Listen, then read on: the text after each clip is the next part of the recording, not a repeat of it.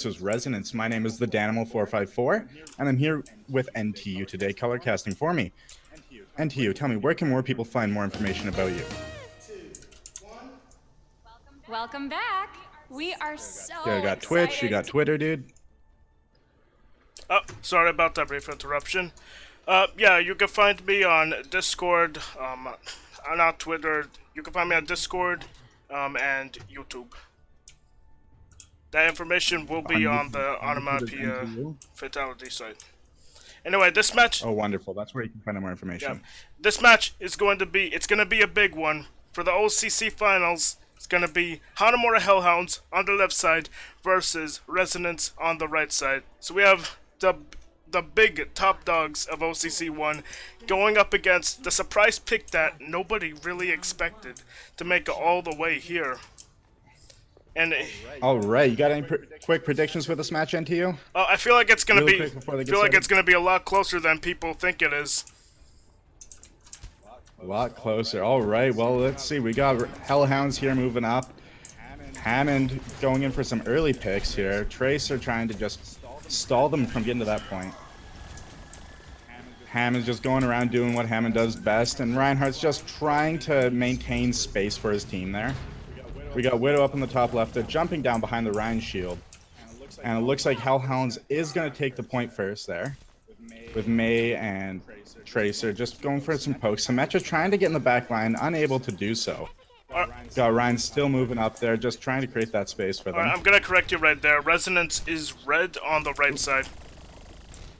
Oh, I'm backwards. Yeah, it's okay, it happens. My mistake. They did a good job with the Wrecking Ball, kind of forcing multiple angles and forcing the attention away for Hanamura Hellhounds. However, they were able to pick up Andy on the Wrecking Ball, which is going to put them at a disadvantage. However, Andy is going to make his way back immediately, and they're once again going to go for that angle game.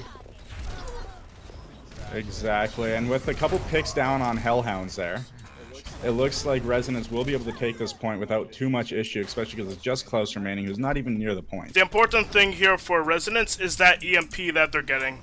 But not only do they have that EMP, but they're also going to have Blizzard and Minefield coming up. So they're going to have a lot of good ults for keeping a hold of this point, especially against what Hanamura Hellhounds have. They just swapped off their comp to a better comp to deal with this multi-DPS that is being run by Resonance. Switch to a more mobile team. That is either going to be a really smart play for them or one that's not going to work out too well. We'll see here coming up. Trying to get that pick on May early. Surrounding her in mines. Does not come through. Winston jumping up to the top right there. Diva diving in straight on that Tracer. Andy here on Winston caught in the back lines. Going to get taken out really early. That could be huge for Hellhounds here. Yeah, definitely. And that was played a little bit uncharacteristically sloppy for them as well. That was a little sloppy, I will agree with that, but that EMP could be what breaks their push here, especially with all of them getting affected by that. Yeah, definitely. It's going to open up quite a bit of space, and that's what EMP is good for. It's made for swinging fights right in your team's favor. That EMP absolutely won Resonance that fight right there. Another thing, like, Nathan was like quietly having an amazing game there. He was constantly getting important picks at the right time, and was able to keep, basically, it was able to keep those ultimates farming without an actual fight starting. Therefore, Epsilon was able to get his ult very quickly. Absolutely agreed with you on that moment there. That was a very well-rounded play by Resonance there. I hope we see another great round from them, but I also hope that we see some excellent plays from Hellhound coming up here. Yeah, Hellhounds, they have a lot of fans in this league because of their stellar performances, and they're going to make an adaptation. We're going to have the Moira coming out from Throttle, and then once again, we're going to have that quad DPS coming out for Residents. We got Goats from Hellhounds. This is going to be interesting. Let's see if they'll be able to pull it off.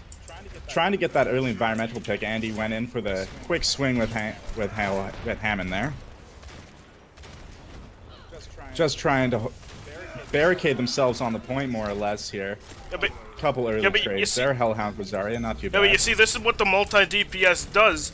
They find multiple angles to poke down at this Goats comp. So even though they just got us around. Yeah, even though Hellhounds were able to get the point first, the what's it called, Resonance is slowly taking it back just because they're able to poke at them from so many angles. They're not going to be able to defend against anything. The Reinhardt barrier only protects one way, and therefore you see slowly Resonance is just able to wind down. That was a beautiful play by Resonance there, just slowly picking them off one by one. No big play needed, just a little bit of whittling here and there, and it worked out well in their favor. Now they can just take picks at them at their home base there while they regroup. And we got a swap, a couple swaps there. We got Klaus switching to Ash here, and Lithgross swapping to Sombra. Let's see how this will affect it coming up here. Yeah, you can tell that this is almost entirely reactionary. Like they weren't they thought their goats. 100%. They thought their goats was gonna be good enough because like Hanamura Hellhounds, they're known for running pretty good goats. They weren't expecting the quad DPS coming out from Residence to be this good, so they're making all of these adaptations. The Sombra coming out and the Ash coming out, of course. The only thing is that they're going to be lacking quite a bit of damage. 2 environmental kills from Hammond right there early on. That's massive for Resonance here. Solidifying another 20-30% on that point there. Reinhardt gets put down, and Jag does as well, unfortunately. We got Symmetra there, trying to sneak around the back there, get ready to... Or Sombra, sorry, do what she does best, while the rest of her team regroups and pushes forward. Sombra is Symmetra, this is canon, people. Sombra, Symmetra, same person, who knows? Yeah. It's an illusion. Definitely. It's her hacking skills at work. One of the big trade-offs that you... Hellhounds rushing straight onto point. And another huge EMP from Epsilon there on Team Resonance.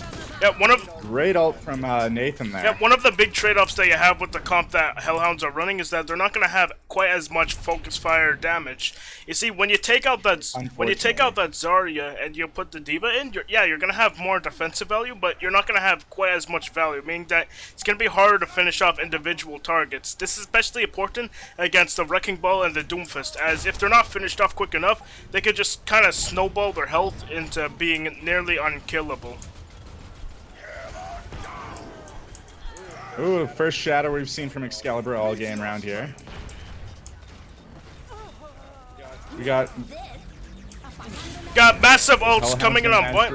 Hellhounds they're just trying to zone the Jag's still desperately trying to, Excalibur desperately trying to stay on point there. Cornered by Doomfist, that's never a good place to be. Doomfist coming in, taking him out. Bob on point, gets hacked immediately. Jag still out of mech. Got an environmental kill there on Ash there. Bob came back online, taken off their support. Not in time just for them to get all of them, but Andy's still stalling. We got Zalthrottle on Moira and Klaus on Tracer, buying as much time as they absolutely can. Excalibur swapped off to Hammond here. Last moment, just trying to get some extra stall, maybe get that Hammond. He gets Andy off the Hammond, kills him, gets that pick. Spencer gets environmental killed. Hard to environmental kill Tracer. And Hellhounds retakes the point and regroups up here successfully. This actually is what an excellent stall retake from them. Despite the comp that the Hellhounds were weirdly stuck onto, if they know how to play their multi-DPS dive, they can actually make this work pretty easily because the heroes that you have here actually work really well together. The only problem I see is that Throttle's not going to have an easy time healing up those dive targets as they're going to be playing pretty split, and Moira generally wants people to be playing together. And the Sombra getting picked up early is probably the worst start you could have had to this fight. Coming in straight with that EMP, rushing that point, getting 3 picks right off the bat. Jag already out of mech again. Klaus was stuck. Wasted her ult. Got I-tie, not too bad of an ult, but not good enough to retake it. And getting that res solidifies this map for not quite Epsilon, well. I would not think. quite yet. We're gonna have a bit of contest. Not quite and yet. then Lith almost, like I say, he almost they gets made that. it back just in time. Yeah, Lith almost. Color me wrong. Lith almost gets that EMP up, but he got picked because he got picked up early. He's not gonna have that charge.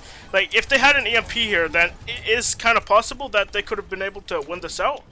Klaus desperately trying to stay alive on point there. Gets taken out, and Epsilon takes the point just as they pop High Noon to see nothing out of that High Noon, unfortunately. Well, has somebody underestimated here, am I right? Because, like, you could tell, Absolutely. Hanamura definitely weren't expecting Resonance to pull out such a good multi-DPS comp. Like, Resonance coming out strong in this first map here. Bravo to them for sure. yep, they really played like how the multi DPS, how you would expect it to be played, and then they played it probably to the cleanest level I've seen so far in this league. The important thing there though was the adaptions coming in from Hellhounds. They weren't, like, you could tell they didn't have too many set plays to dealing with that specific style of multi DPS.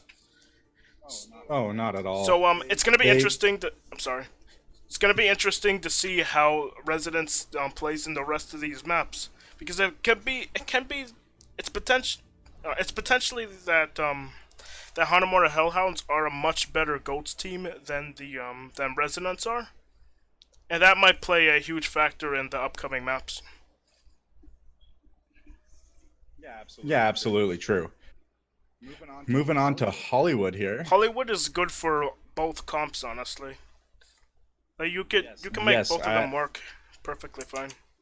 Oh, no, switching to Eichenwald apparently. I did not get a list of what maps are going to be played today, so I don't actually know. Well, the same just applies here. The only thing is that third point of Eichenwald, you kind of need to play a slow comp there. Unless you're really proficient with your dives, then you kind of have to play it very slowly.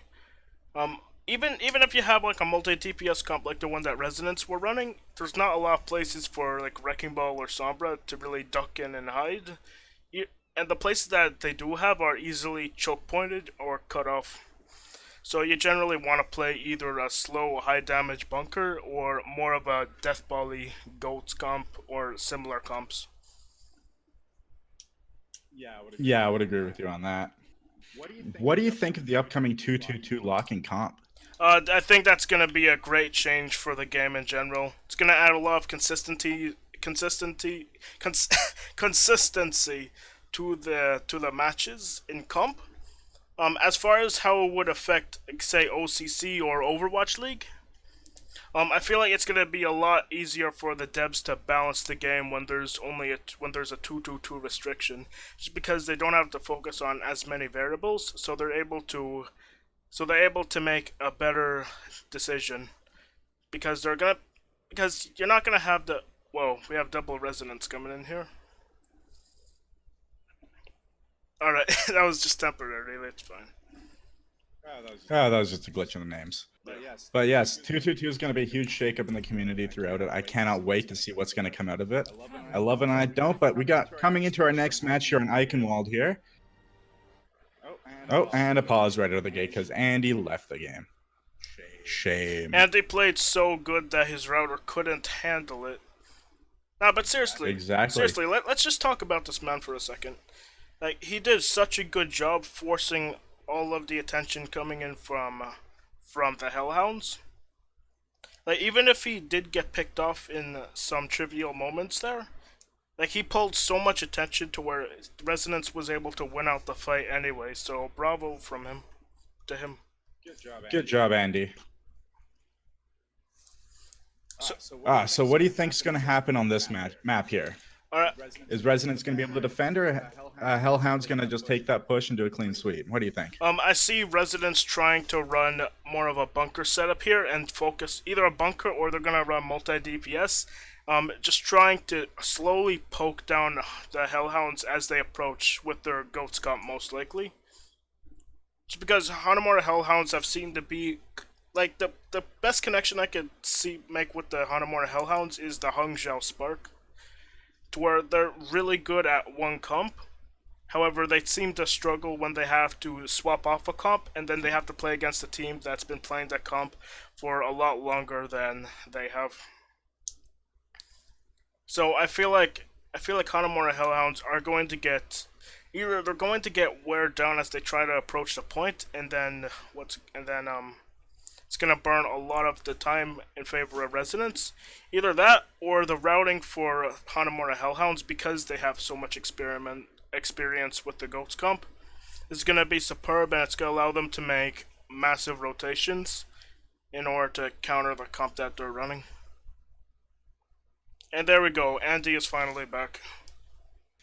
Welcome back, Andy. We missed you here in the casters booth. You're our favorite one to watch. not being serious, but it was still a lot of fun. But I'm excited to get this match on the road here because that was a really fun match to watch last game because it was really close, but really it wasn't at the same time. It's one of those games, and I just can't wait to get this one on the road here. Yep, Hanamura Hellhounds just, well. And Nybor's taking a bathroom break. It's okay, it happens. But, anyway. Or no, we're just starting. It looks like they're getting ready to go. Alright, a little bit of confusing events, and we are finally into Eichenwald. It was fake news, the bathroom break. Yeah. I don't think it's pronounced Eichenwald, but hey, screw you. American Master Race. Eichenwald, I don't speak German. I only speak Canadian-y. Don't hate me too much, I'm sorry. But let's move on from that. What? Canadian? No one's... I don't know any Canadians. Get out of here. Nah, I'm joking. Oh, that's rude. Let's go Hellhounds. Chad is cheering for Hellhounds here. Let's see how well they do. Yeah, definitely. It makes sense because like the Hellhounds they've been here since day one, and they've been consistently grinding and just chewing up teams as they go through the ranks. Where Residents, they kind of just popped in one day, and they were like, "Hey, what's up? We're gonna beat all you up." Residents late coming to the party versus the fan favorites Hellhounds. Let's see who's gonna take who in this match in the finals here today. By the way, just for reference, the positions were swapped. Residents will now be on the left as they are defending first. Yes. Looks like we've got Hellhounds going straight out to the right rather than going straight up the middle as I've seen most teams do. Yeah, this is usually Scalibra on Ryan as he usually does. Going onto the bridge rather than continuing on the kind of right. Going out of the portal straight onto the point. Symmetra pulling her worth right there. Andy getting caught off guard and charged into the May wall. Great teamwork there from the two of them. Moira throwing out the damage orbs as they come. Nathan staying up high, trying to get some extra damage there, getting blocked mostly, getting taken out by May. And Hellhounds straight onto the point. There you go. Hellhounds, they want me to take my word back for saying that they were like the Spark. They're more like the Shock. Added a little bit of spice to the old formula with that Symmetra pick. However, it looks like they are going to swap off it, probably to a Lucio. Or, no, they're gonna keep that 2-2-2 going with that mass heal setup. Surprised that there's gonna be no Lucio coming out, but hey, you know what? It looks like it's something that they're comfortable with. Big anti coming out from Resonance there. Maywall takes out Excalibur's charge. Might have been a good thing in the long run there. And going down again. No, they're not. Right off the bat there. They were a bit late to deal with Nathan, who was up on that high ground. He was able to get a lot of really good pot shots in, and it's going to heavily slow down Hanamura's push. However, it doesn't look like they have to... It slowed them down, but I don't think it's stopping them. Yeah, definitely. We got Moira coming out with her ult. Yeah, the fact that Andy got picked off pretty earlier Hammered down, taking out Epsilon. Counter-charged by Andy and a trans pump by Spencer there. Completely nullifying Excalibur's charge, stopping them in their tracks there, managing to get a little bit of pushback and saving some time for themselves. Residents used a few ults there to be able to do that, or just the two. Yep, and even though Residents used some ults to keep themselves alive, Residents, they still have the ult advantage in this fight, 100%. They're going to have both of their crowd control ults. However, that's a massive anti-nade coming in. That might change everything. Massive anti-nade, and anybody still on the point there would have been caught in her ult there. Great grab. Unfortunately, they get taken out of it by charging Andy, who gets knocked off the wall. Oh, that's unfortunate for Andy. Always hate to see that. Excalibur still trying to maintain contact on that card, trying to push up there. Moira, Nathan is... As always, Moira can ult on command, more or less. Nathan's... Excalibur healed. Nathan's just keeping... Nathan's just keeping Resonance in this fight. it's not. It doesn't look like it's gonna be enough. But whoa, that boop might change everything. As we It have won't be two enough, low members on the point. Actually, that was enough. Taking out Excalibur there by Nathan getting that last pick on him, you're right. That was able to help Resonance stop them in their tracks there. Buy some extra time that they needed. Yep, Gab needs to step it up in this Widow duel. I mean, he might be getting a decent amount of value on the actual team of Residents. However, they need to deal with Nathan. He's the one that's holding Residents in like glue, and they're still managing to resonate. Like, they need to stop. Nathan absolutely making a difference in that fight there. Looks like we got Hellhounds going straight up to the point rather than around, as we see most teams do over the bridge there. May trapping them. Nathan going down right away. Spencer knocking Lithgow off the map. Immediately 2 hammer downs as we hear it. Just a couple shatters, you know. Andy was nanoed and Jag was nanoed as well. There you go. This is what happens when you let... What's it called? Gab managed to take out Nathan this time. Although, as I say that, Nathan comes back firing on all cylinders, taking out 3. Nathan, this man is insane. I thought Gab... Nathan absolutely holding Resonance in place here. I thought Gab had him for sure. As after he took him out, he got 2 extra picks, which started to slide the fight in the favor of Hanamura Hellhounds. However, Nathan is coming back for his team when it matters the most. Very well done. Looks like Hellhounds will no longer have a Mei either. They switched to Soldier to help try to deal some extra DPS on the point there rather than freeze. Be interesting to see if this works out for them. It's going to be hard to get that Soldier to work with all of the barriers in the way, especially with the fact that he's not going to be able to contest Nathan very much. It's not really the adaptation that I would expect him to go. Maybe this is just to relieve some pressure off Gab from dealing damage to the rest of the team and just be able to focus on Nathan. We don't know yet. Excellent grab from Epsilon, catching most of Hellhounds. Unfortunately, they don't have anything to follow up with it, though. Still getting 2 picks. For Resonance still got 2 picks there, though. 4 picks, 5 picks, another failed push from Hellhounds here. Gab getting taken out. Probably a better thing to die quick than delay the team even further. Yep. For the Hanamura Hellhound fans, that fight must have been a resonant sleeper. Oh, no. Yeah, you're welcome. Anyway, despite what happened in those last few fights... And I love puns. Sorry. Despite what happened in those last few fights, Hanamura Hellhounds, they're getting a pretty decent ult advantage. They're gonna have a lot of their offensive ults, the Nano Boost, the Coalescence, and that Shatter coming up with the grab not too far behind. So it looks like they're gonna have to rely on their DPS to kind of relieve that advantage coming in from Hanamura Hellhounds. And swing it in their favor, of course.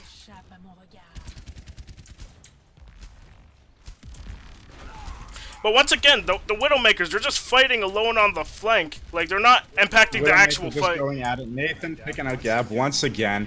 We got Excalibur trying to lead the charge up here. Andy, we got Moira using her Coalescence as she consistently seems to have it because Moira charges faster than anybody else. Nathan got too much value. Pretty much. Like, simply put it, Nathan got... He didn't get too much. No, he got too much value. Like, Hanamura Hellhounds are slowly winning this fight. Oh, okay. Maybe not as much. Slowly, but... Lithgow got that nice pick on Tracer there. Huge hammer down from Excalibur there.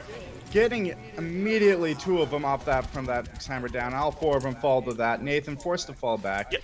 Aita gonna try to come and stall, but... Yeah, well, a lot of that was kind of over aggression coming in from Andy.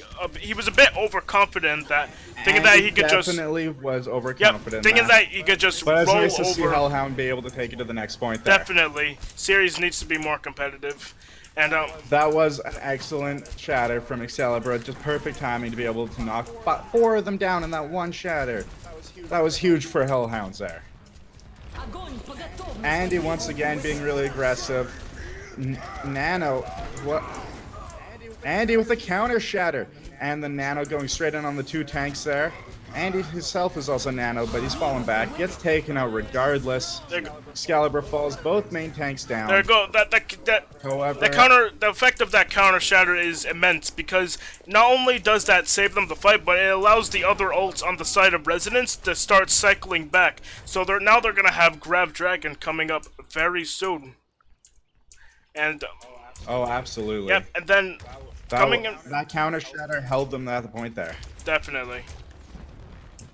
Meanwhile, if you look at the side of Hanamura Hellhounds, they're not going to have too many ults coming up. The only thing that they could really use here is a countered Shatter coming in from Excalibur, and made that Coalescence to engage the fight.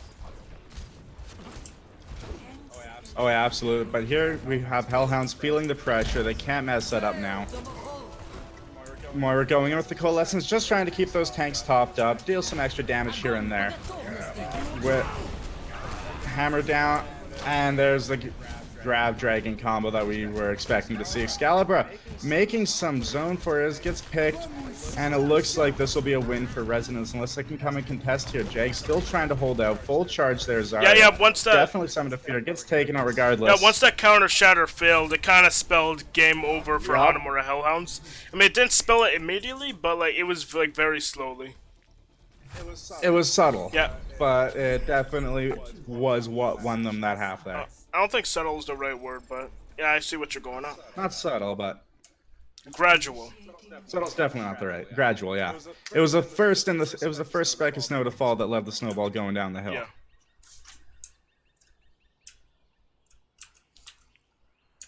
Or the giant pile, depending on how you look at it. I was actually surprised we saw double death balls coming out from both sides. However, on this attack, I'm definitely expecting more of a dive comp coming out from Resonance, as they seem to really like that multi-DPS, like multi-angle setup. They performed really good with it on Ilios, so pretty interesting to see if they're gonna stick with it here. Absolutely, but I'm excited to see what Hellhound's going to be doing in defense. There we go, Hellhounds. And if Resonance will be able to take it as fast as Hellhounds did, because Hellhounds took that first point. There we go. So fast. Yeah. So there we go. Hellhounds are going to go for a double sniper pick comp, and the goal of this is once again to wear them down, but also to create opportunities for each other to get multiple picks. So, of course, you have, like, the Hull-Took combo, and then you have the snipers that have the ability to go off on other flanks when the enemy are distracted by the rest of their team, which is pretty important on this point, because it allows you to get them at, like, multiple angles, which, if you realize how much I've been saying this in that series, getting multiple angles on the enemy is extremely important in this game. Yeah, absolutely. I would completely agree with that. I'm excited to see what Resonance answer is here. But here we have them going up. Andy's still just trying to create space, as he does really well. Nathan getting that pick on Jag on their off tank is huge right off the bat. Pulling them all together. Epsilon with the Orisa grab there. And back at it. And Andy is discorded. Let's see if that's going to make an effect here. Yeah, Picks on both sides. Epsilon the only one going down on Resonance, and it looks like Resonance is immediately taking the point, as Hellhounds did as well. Usually you don't see with less effort. Yep, usually you don't see the double main tank coming through here, and it's for a good reason. No. You don't usually need that much shield, and you might as well have extra utility instead.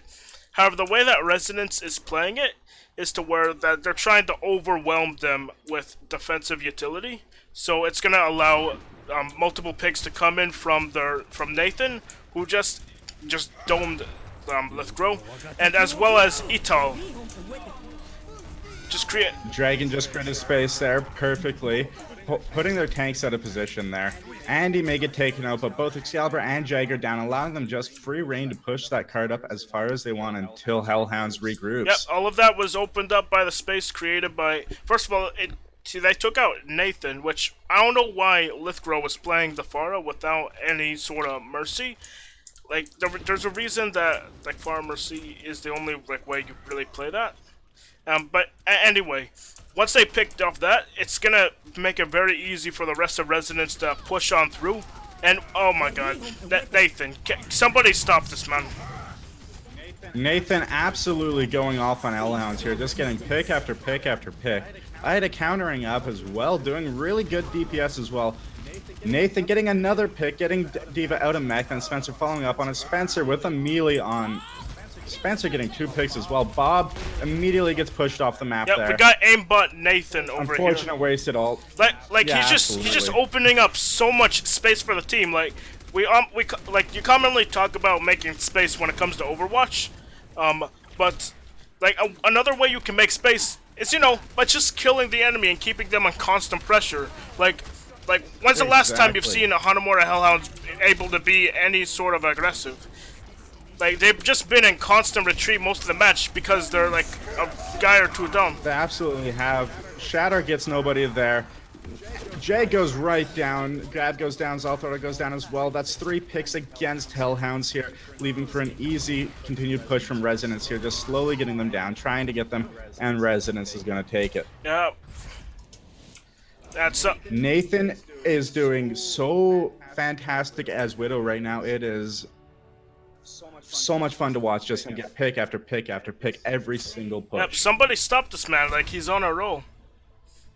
But yeah. He gets played the game for a very specific reason here, and we're about to see why. Yep. Picks out Yeah, jab. that's just clean. Right as she's getting into mech, that's just straight up bullying. Yeah. And like we've been talking about Nathan getting so much value. Like look at those critical strike points. However, if you look at the other card that came in for Resonance, you see Itol. Not sure if that's actually how you pronounce it, but yeah, Itol has also been getting a lot of really good value. Just because, like, while Nathan has been going off getting these flashy plays, Nathan's been doing a job just keeping a very consistent flow of damage coming in. And then, towards the end on that push for Resonance, you saw him getting quite a bit of pickoffs as a result of that. A lot of that is... Oh, absolutely. Yep. And a lot of that is also because of the fact that Hanamura Hellhounds were in constant retreats. A lot of this is due to the space opened up by Nathan and Andy. So the entire team of Resonance kind of just working together, working as a massive, well-oiled machine very well. Resonance proving that they're a very well functioning team here. Hellhounds is struggling. Yeah, definitely. And right now, I feel like the main thing for like Hellhounds is that they need to be able to adapt. Like whenever like issues start to form, they just need to be able to adapt. Because like yeah, they were able to adapt to the multi-DPS setup that were coming through, even though it wasn't really played by Resonance in this map. Although they were able to adapt to that, if you saw the opening comps that they ran. They weren't able to adapt to Nathan's insane performance on the Widow. And when they did, unfortunately. Yeah, and when they did start adapting to it, very slowly near the end, it was way too late. So they just need to work on adapting to the situation better. Alrighty, and moving on from that, on to our next match here on Horizon Lunar Colony. It looks like Resonance will be starting out on defense once again here. Let's see how Hellhounds is going to be able to take this. Any predictions for this one? After those last 2 matches, I don't know about Hellhounds here. A lot of it, yeah, once again, a lot of it's going to go down to see if they can adapt to whatever Resonance throws at them. Because, like, there's a chance that Hellhounds can just, like, run goats at what Resonance has over and over again and lose. I don't think that's going to happen, but something along those lines could definitely happen. So they might get first point, but I don't think they'll have the... I don't think they're definitely not going to be able to get second point. Oh, I don't know. Anything could happen, I still think. It could be a very evenly matched round. Yeah. Hellhounds just needs to do a little bit of adaptation to counter Nathan. If they can force Nathan into a corner, I think that he won't be able to create as much space, and because they've been able to counter Andy fairly well with his zoning as Reinhardt there. I'm just excited to see if they're gonna come up with any plan about Nathan there. Yep, once one pole is plugged, another one forms, and watch, in this map it's gonna be Epsilon that they're gonna have the hard time with. Oh? You think so? It depends. If Epsilon goes on that Sombra that he's been so good at, then it's probably gonna give him a problem. However, it looks like we're going to be seeing more of a bunker setup coming in for Resonance instead. Interestingly, a bunker with a wrecking ball. Oh wait, okay, so I know exactly what they're doing with this. They're going to do what's called Hammond blender technique, which basically you hook under the platform, and then the wrecking ball kind of spins around on the platform. And what that allows is, it allows a lot of CC to prevent people from diving the Bastion, and just overall making him harder to kill. Absolutely, but on Hellhound's defense, all they have to do is have Gab hack him, and he can't do that anymore. It's a high-risk, high-reward play from Resonance here. It could work out in their favor, or it could fail miserably, and I cannot wait to see Yeah, here. but then again, it's if you hack the ball, then you're not going to be able to get the Bastion, so it's a big decision that you have to make if you're the Hellhounds. Very true. I think hacking Bastion would be more effective than hacking the ball, to be honest. Ball can be dealt with, because they got, there it is. well, all he has to do is stun him, and if they focus their fire on him for half a second, Epsilon will fall down immediately. Yep. Also, it makes sense. Going straight under them onto Yep, point. it makes sense that they have the Hammond contest the point, because usually what you want to happen is you only want to have like one or two members contest the point, and you don't want the entire team actually down there. So they're gonna start rotating. Hellhound getting that first tick. Orisa going straight onto point there. Spencer trying to bait them away from looking at that Reinhardt's shield, looking at that Bastion. Unfortunately, Sombra unable to hack that Bastion. But however, they do get almost get all 3 ticks here. There, Hellhound is so close to getting 3 ticks. There they go. They took that first point. Epsilon just shy of contesting, getting back just half a second late. I don't know, Focus Fire just really it wasn't there for Resonance. Like they took. They had a good try there with Orisa trying to get behind them and Bastion shooting, but unfortunately they were not able to capitalize on that little fun play there by Andy. However, Hellhound trying to snowball them straight onto the second point. Nathan getting that pick on one of the support right there. Spencer getting with our off tank as well. Let's see what's going to happen here. No ults really coming into play at this point here. It looks like Hellhound's more than likely going to save their ults because they just got pushed completely off the point. Snowball was not able to take effect there. However, they still have 5 minutes left. I'm excited to see if they're going to switch up their comp. It does not look like they got way too many ults here. Yeah. However, I think that they could push in here with a few ults. What do you think? They definitely can. They have so many fails. They have fail safe after fail safe in this comp. If EMP doesn't work, then they have Grab to back it up. If Grab doesn't work, then they have Defensive Shatter to work. Also, just for Focus Fire coming in for Resonance has been pretty bad so far in this match. Absolutely, but here we got a great hold from Epsilon. Great push, sorry. Great hold from Excalibur and whatnot there. Just absolutely trying to hold it. Dragon coming out, just attempting to trade some space there on the point. However, it didn't do too... It fell short, just not being able to get exactly what they want. Andy in a tough spot, getting taken down as well right away. Hellhounds looking... As long as they can deal with Epsilon here, keeping him off that point there. Taking him off, Spencer going down. Nathan switching off Widow just to try to stall. Gets taken out immediately. Mercy going down, Itai going down. Doing the best stall effort yet. However, it doesn't look like she's going to be able to hold it for long enough. Here comes Epsilon on Hammond again. Andy getting hacked immediately so he can't deflect. Epsilon pulling out that ult. Getting taken down though, however. May hiding behind the ice wall, just trying to buy enough time for most of her team to get back here. It could very well be successful, but unfortunately it looks like with May going down and everything here, Hellhounds takes the point here. Yeah, okay, alright. Yep, okay, chat. You could shut up about my prediction of Hellhounds not taking second points. Hellhounds absolutely proving that they still got it, that they're still a great competitor here in this matchup. Yeah, Resonance Focus Fire, just yeah, I keep mentioning their Focus Fire, but that's really what it came down to there. They weren't able to finish off the important targets fast enough. And with the heroes that they had there, like, that's very important, because if you're not able to finish them off, then there's not much like other utility that they have. For example, like the Bastion that they had for point A, like, if you can't get the damage him, then you might as well have like a Torb there, because with the Torb you can at least get you can at least have a lot of offensive. Yeah. You can at least I can't speak. You can at least have. Well, no, I'm really happy to see Hellhounds pull that out. Yeah. That they were able to still get on that point and take it. They proved that they're still a very, very competent competitor here. After seeing their 2 losses, it's great to see them have a win here. I'm excited to see if they're going to be able to hold the point as well as they're able to take it from them. It's going to be very important that their IGL is keeping them constantly motivated, and it definitely looks like they are. Like, they seemed pretty energized in that last. It showed there that they did not have any demotivation there. It showed in their gameplay. Yeah, it definitely. Yeah, definitely.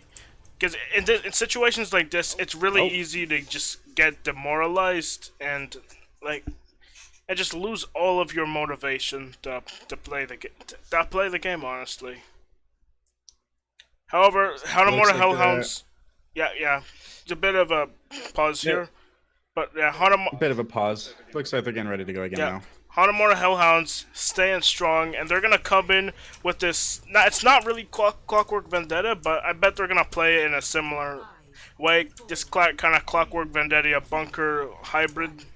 Similar fashion, hold it from a different place. It'll be interesting to see if it works out here for them. The way that you use the Torbo here is you use it defensively to force a lot of resources out of the attacking squad. Anyway, we're gonna have Resonance here, coming in with the Symmetro Deathball strat here, TPing straight to point. Going straight on the point. We got Bastion already redeployed, just laying down the line here. Taking down a couple picks immediately off the bat. Diva's already out of mech. Tor poking from the side there. Jag poking from the other side again. Excalibur already back on point there. And that looks like a successful first push hold from a Hellhounds. Yeah, you see, because Lucio, I don't think we'll be able to contest it well enough just to be able to save that first tick. It looks like Hellhounds managed to successfully have that first hold. You see, however, go right ahead. You see, that is exactly how Resonance should have played their bunker. You saw. That is exactly how Resonance tried to play their bunker. You saw Hanamura Hellhounds. They picked the target and they immediately just burnt it down with all the damage they had. And once they got the important targets out of the way, it's just easy cleanup for them. Like it's like the sustain. Trying the same thing again here from Resonance. Bastion already redeployed ulting. Doesn't see any targets just yet, just besides Andy with the invincibility shield area on point there. Seeing that ult from Symmetra there, trying to keep them alive in that corner there so they can dance back and forth. Seeming to work so far. Heals and Bastion goes down, and Excalibur goes down. Seeing the one of the first ults with Diva getting Torbs hurt, and with their second support, Nathan absolutely just harassing that Torb there. Spencer getting Zarya getting that final kill, and Resonance takes their point there. However, it did cost them some extra time here. Yep, Resonance was just a lot more snappy with their attack there. You saw they got the teleporter down almost immediately, and then they called the target and the stall target, which in this case was the Diva, I believe. Once the stall target dropped, they immediately focused him down and forced the rest of the team back. And Hanamura Hellhounds, they weren't expecting for that focus fire to come in so quickly. Now we're seeing a Diva ult here from Hellhounds getting a pick. However, Epsilon getting the Excalibur as well. Excalibur gets rezzed. Could be huge for Hellhounds here for this hold. Andy goes down. Excalibur goes down as well. Gab just trying to hold, that falls immediately. Resonance looks like they're going to take this point unless Diva's able to get on there and stall again right for the remainder of her team to get back there. Yep. However, Hellhound still has a decent lead at this point in time unless Resonance is able to take within the next 40 seconds here. Yeah, this has been a very offensive-sided game so far. Like the defenses, the defenses like they just can't seem to draw a lot of time out of the attackers. So we're gonna have massive time banks coming in for both sides here. Ooh, that team wipe from Epsilon there to put Hellhounds back where they think they belong. It's going to be interesting to see here because this is the first map where it went to even. Yep, after the first round. Yep, Epsilon's just stuffing those hounds back in hell, but it's not going to be enough. And to be quite honest, 35-second difference on the points is not a lot. It can still go either way. Yep, 100%. It depends though, the strats that come out. It looks like Hanamura Hellhounds on their defense. A lot of this is going to be about how effectively they cycle members that are going to be contesting points. Because it's really easy to just throw like your entire team down, but it's very important that you make sure you cycle your members to get maximum contest, because realistically, you want the Bastion and the Orisa and the core of the bunker comp to stay up top.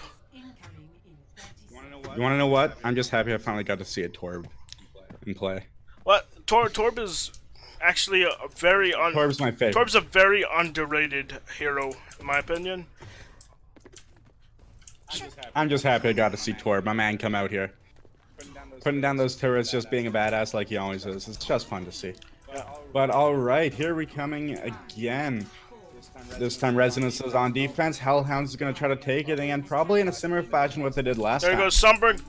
Alright, I'm interested to see how Gab plays the Sombra here. It's gonna be really that because if they do not win the first few fights, that Sombra EMP is going to be what gets them most of their value.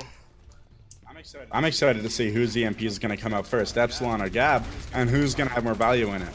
Because it can go really either way. Gab just trying to harass there as Sombra, while Hellhounds moves on to point. However, Excalibur gets hacked, so his shield is down immediately. Jag is harassing Andy, trying to get him off the point. Successfully, however, Lucio, the kneeboard, does get hacked, and it looks like it'll be a successful hold for Resonance. Maybe not, I might have spoke too soon there. Because we still have 3 members from Hellhounds on the point, and they managed to take it from them, actually. Epsilon trying to harass him in the back there unsuccessfully.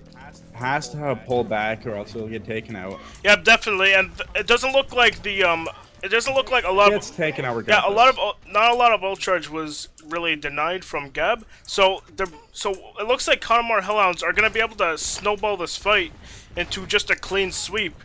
They just need to get a little bit more percentage on the EMP, and that's what Gab's going in to do. He's going to get a hack onto Haga Orisa, just build a bit more percentage towards that EMP, and then Hanamura Hellhounds are just going to completely snowball. Coming up on EMP right now. Moira already popping sense here. Excalibur getting knocked down to par with Jag there.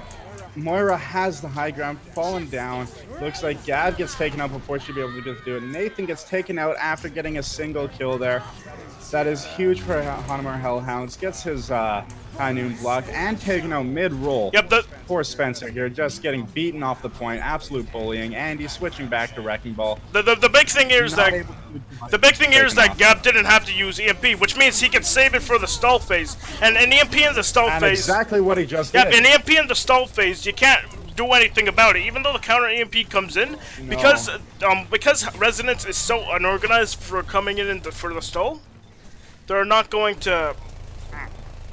Spencer bought a decent amount of time, though. Nathan coming back on, trying to get to melee stun. Andy coming back on with Mercy this time. However, both of them are in the grab, unable to retreat from that position. Epsilon coming in the back there, trying to get a hack off unsuccessfully.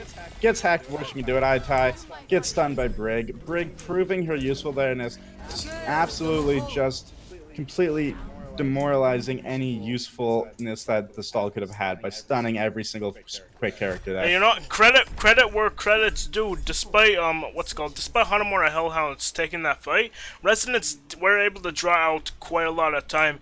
If you compare that to if you compare that to what it would have been if once Hellhounds won the fight originally on second points, if you compare the times, Resonance drew out quite a bit, which is gonna give Resonance a bit of a fighting chance in order to overlap that that score, that time bank. Resonance has quite a lot of time to go through this, but Hellhounds did not waste any time pushing that site there and taking that last 2 points for them. I'm excited to see if Hellhounds can take 1-2 pushes from them at this first initial point. They will be able to make up that time gate. I'm liking the Diva pick coming out from Jag, because that's gonna be the most consistent form of really contesting for the Spunker coming out. It's interesting. Looks like Resonance is gonna roll with the Symmetra once again. Which I'm not sure if that's the best idea, because look at how Hanamura Hellhounds are setting up. You can tell that they're ready for this TP to come out. So they're prepared for it, but I'm excited to see if Resonance will still be able to pull it off anyway, because it's always good to see when a team prepared for it, but they can still do it anyway. I don't think it's gonna happen. It's quite a bit of fun to see. However, they teleported to the right this time instead, falling straight into the line of fire. Just out of range of Bastion, though. However, Jag was on point ready for them, covering that Bastion as it gets reset. Jag just going straight there. Gab just laying down the line of fire, not allowing them onto point, denying Resonance access here, buying plenty of time for Hellhounds here. Teleports up top to the Bastion. That is a mean bully play right there, as Excalibur immediately falls down. Great team right there from Resonance here. However, Gab is able to get set up in time to be able to stop them in their tracks. Unfortunately, they weren't able to act on their on that push fast enough here, and Hellhounds was just able to react to it just in time here. Hey, Pushing them back, trying to get an extra pick there. hey, you know what Resonance were trying to do there was actually pretty good. They actually adapted the way that they were going to use the That TP. Resonance Because play I thought that Resonance was very brilliant. Yeah, because the way I thought that Resonance were going to play was they were just going to TP the point once again, where the Diva from Jag was waiting and where everyone was ready to focus That's down. what I was expecting Yeah, too. however, they actually adapted their playstyle to go right side and then TP up top. However, it's not going to be enough as Hanamura Hellhounds did what we needed them to do. Again, this one going straight up time there. Nathan getting picked off already. Bastion ulting. Let's see what's going to happen here. We got Andy going against point there. As what happens when when you have a Diva right behind your shield there. Just buying space with those Diva ults. They're not actually accomplishing too much, but they don't really ever need to, do they? Itai getting taken out. Gab still on point there. Just reset, gets taken out by Lucio of all people, just on the melee there, trying to buy that time. However, he does get rezzed. Unfortunately, that sacrifice was unnecessary. Yeah, definitely. And if you look at the ults for Hanamura Hellhounds, they now have a lot of they're gonna have a lot of tools to hold on to the point for longer coming up. They don't have to tire up just yet. However, they're definitely going to get it in this fight if you really know how Junkrat works. And the Bongo and Coalescence can actually do a lot more than you think. However, it's going to be interesting to see how the shield coming in from Nathan, because that shield is actually very powerful if placed in the right position. As expected, we'd have Arissa melee pop her ult there, just to kind of buy some time there, maybe get some extra damage out. Hammer down failed from Andy there. Seeing nobody. Unfortunately, we got Hellhounds just on point there, pushing them back into that corner there. This is huge for them, as if they can't get on that point soon, they've lost way too much time possibly to recover. Arissa pulling them all together. Diva just blocking everything, as Diva does best. The only saving grace coming in for Resonance here is to get a massive grab. And you see Absalon coming in on the flank. Like, you can tell, he's looking for one, and he's going to get the entire team. Oh my god, Diva... Gab tries to... Oh my god, and completely nullified. Nothing came out of that grab there. What a great play from everybody on Hellhounds there. Just completely nullified. Gab going absolutely ham on Bastion there with his ult and everything. Great support, great teamwork from the Hellhounds there. Just seeing that grab completely nullified and nothing came out of it. Unfortunately for Resonance. There you go. This is what we want to see coming in from Hellhounds. They looked a bit shaky with their teamwork in the first two maps. However, you can definitely tell they're starting to click in now on Horizon Lunar Colony. Whatever Hellhounds did at the start of this match is working for them. And a lot of that can be credit given to their IGL or their coach. Whoever's just keeping them motivated through that entire match. Whoever keeping them motivated and giving them ideas and telling them that they've got this. Absolutely, Hellhounds deserves that victory. They played excellently in that round. That was an thrilling match to see. Yeah, definitely interesting stuff coming in from Resonance as well. However, you can tell Hanamura Hellhounds, they came in after Eichenwald, and they looked like a completely different team. They were doing a good job actually adapting to the strats that Resonance were throwing at them, and not only that, but their teamwork just looked a lot better there. They were doing a much better job. Absolutely agree. Yeah, they were doing a much better job following each other up. It was a very exciting match to watch, and I can't wait to see now it's 2-1 Resonance. Let's see if Hellhound will be able to tie it up here, or if this next match will be the last. Yeah, we're going into the Escort map. Escort map. These are always fun. Excalibur did very well that round. Everyone on the Hellhounds did very well that round, especially Gab on Bastion there. Or was it Jag? It was Gab. It was Jag. It was Gab. It was Gab? I always mix the two of them up. They're so similar. Especially the fact that... single syllable. Yeah, especially the fact that Jag has the Bastion icon. It's the same person to me. It's the same name. Same person, right? There you go. Yep, Jag and Gab, same person. Confirmed. This is canon, Confirmed. People. Giving you some deep OCC lore. Deep OCC lore. Jag and Gab are the same people. Excalibur apparently has a big PP. Yeah. According to chat. Nah, not my words. Just confirming it. All right. What's this next map gonna be? It's gonna be Junkertown, it looks like. Wait. Apparently, Junkertown's not in the map pool. Oh yeah, you're right. Yeah. I don't know. I don't know what Spencer's doing there. Like, come on, you can't screw us up like that.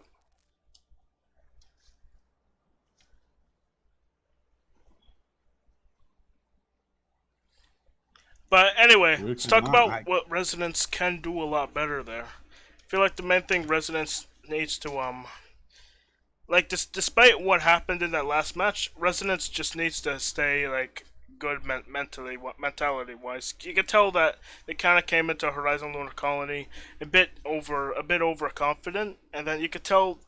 You can also tell that by the way that they ran their strats. They kind of weren't expecting a lot of the adaptations coming in from Hanamura Hellhounds. So in my opinion, like they need like their coach or their IGL just telling them, "Hey, keep it chill. We lost a match. We lost a map. Who cares?" Like stuff like that. Just need to stay stable. Kind of do a small Resonance mental reset. definitely came into that match a little bit gung-ho, a little bit, as you said, cocky for sure. And it came up and bit them in the ass. However, I think that they might have learned that lesson in that match. They'll be ready to readapt to anything Hellhounds throws at them. Definitely, especially since we're heading into Gibraltar, which the comps that they like to run seem to be a lot more effective there. Watchpoint Gibraltar is a very fun map because it can really go either way in half a second. Yeah. It's also a very good Widow map, which is very good news if you're a Nathan fan. Give me 1 second. I'll be right back. Roger. So what's it called? The Widow v Widow matchup coming in for both of these teams has definitely been really interesting to watch, but a lot of it has been like Jag. Yeah, sometimes he has been winning that duel against Nathan, but a lot of the time it's like Jag. He's focusing on other things. Meanwhile, Nathan kind of goes huge, and they're too late to adapt to his presence. So, what would be great to see here, coming in from Resonance, coming in from the Hellhounds, is for them to put more pressure onto Nathan here, especially on this map, because they've been doing a good job adapting against Andy, but they need to put some of that same resources into dealing with Nathan as well. Because in a lot of cases, Nathan has been causing as much trouble on Widow as Andy has on Wrecking Ball or Winston.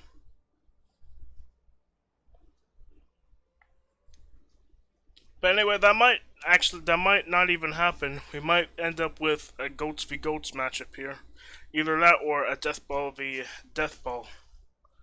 Which Hanamura Hellhounds have shown that they're a bit better at it. However, if Resonance still decides to keep Nathan on that Widow, then yep, it's all good. If Resonance decides to keep Nathan on that Widow, then they really need to do something about it instead of just kind of letting it fly and focusing on the rest of the team like they did last match. So they might need to do like swap from the Ryan Deathball into more of a divey setup in order to just be more mobile and be able to deal with that Widow and force her back, if not kill her. Yeah, I'm excited. I wonder if they'll pull Nathan back out on the Widows. You're just saying there. I hope they do, because I want to see Hellhounds deal with that.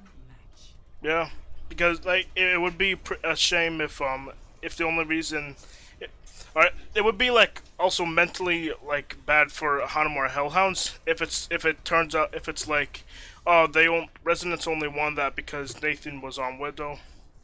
Because like that would be mentally bad, but I doubt they would ever let a Widow trouble them again after that loss. If that what caused them to lose, they would never let that trouble them again. They would practice and practice and practice and learn how to counter that properly. Yeah, because remember, this is only the stage finals.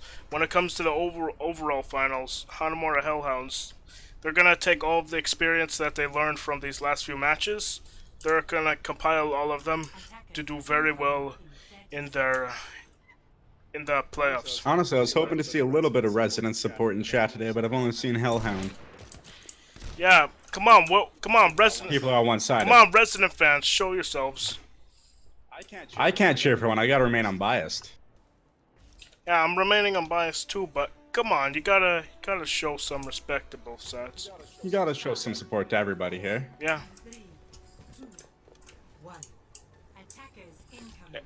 Anyway, rolling out the gates, we are going to see that. Straight out onto the point. Resonance is just immediately trying to get some early picks there. Excalibur telling them no and making them stay away there. Nathan going down. We got Andy diving straight onto them there. That is where Winston is fantastic when they're all clumped up, ready to go. Excalibur getting rezzed off from Nybor there. Nathan put to sleep. Andy getting taken out right away. Epsilon already out of mech. Nathan going down as well.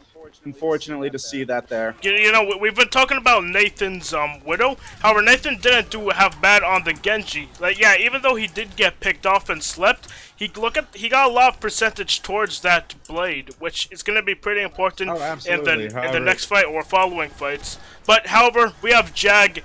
Jag is like, he just came in there and pulled that fight back in favor of the Hanamura Hellhounds, who are now on the left side of the screen. They're getting stuck by a Tracer there. The teams got swapped again. Don't worry about it, everybody. It happens. Just remember, Excalibur is Hellhounds. You guys all know this. Epsilon is Resonance. That's how I'm remembering it. That's how everybody should remember it. It's the best way to do it. Yep. All right, and what an excellent push there from Resonance. Nathan is going to absolutely just pushing them right back. It looks like Resonance are going to want to pair the blade up with a Valkyrie. Usually you pair it up with a Nano Boost. However, Resonance want to keep their comp a little bit mobile. Not necessarily so. They could be ready to pair it up with anything at this point in time. Exactly. I doubt Valkyrie's going to come out here, but unfortunately, because Nathan's already antied, it's not going to do them much good. I don't know. I feel like the Valkyrie would have been the smarter play. However, it looks like Resonance are going to win here either way. Despite Excalibur getting a lot of sustain on the cart, a lot of resources put into him, the point will eventually be capped.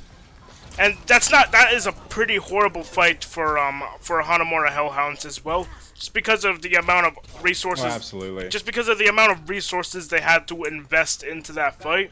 They invested Nano Boost, Hog Ult, and the To be fair for any team there, though, that is a very hard spot to hold from. Just out those two small doors. It's a very easy place for Resonance just to keep them and keep that cart going. It's such a hard place. It's almost better to let that first point go just to hold as soon as you're out there. I mean, stalling is always a great option, but it's so hard to hold from there. Yep. Speaking of hard places to hold, Resonance are gonna try and hold them at the choke, and they managed to get a lot of early picks in through that.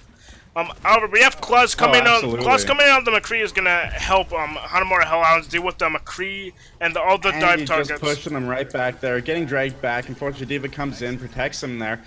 Lithgow on Reaper going in there, trying to get that pick there from the other side. Gets discorded. Nothing comes of it. Trance gets popped out, and Dragon Blade comes out.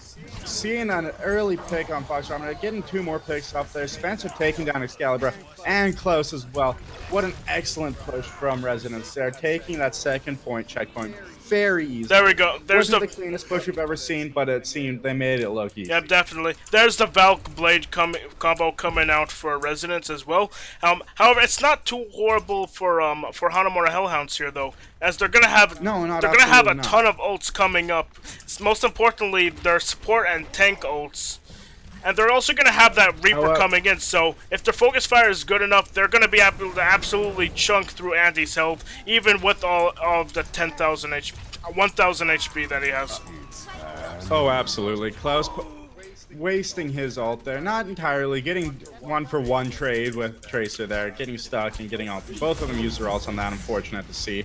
Lithgow going straight in, getting Diva out of mech, great to see.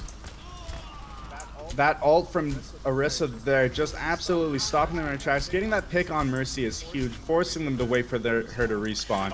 Diva's still out of mech. I'd love it to see if they'd be able to get Epsilon down, and they did wonderfully. Yep, the important thing coming in for the Hellhounds here is to see if they can effectively cycle their ults.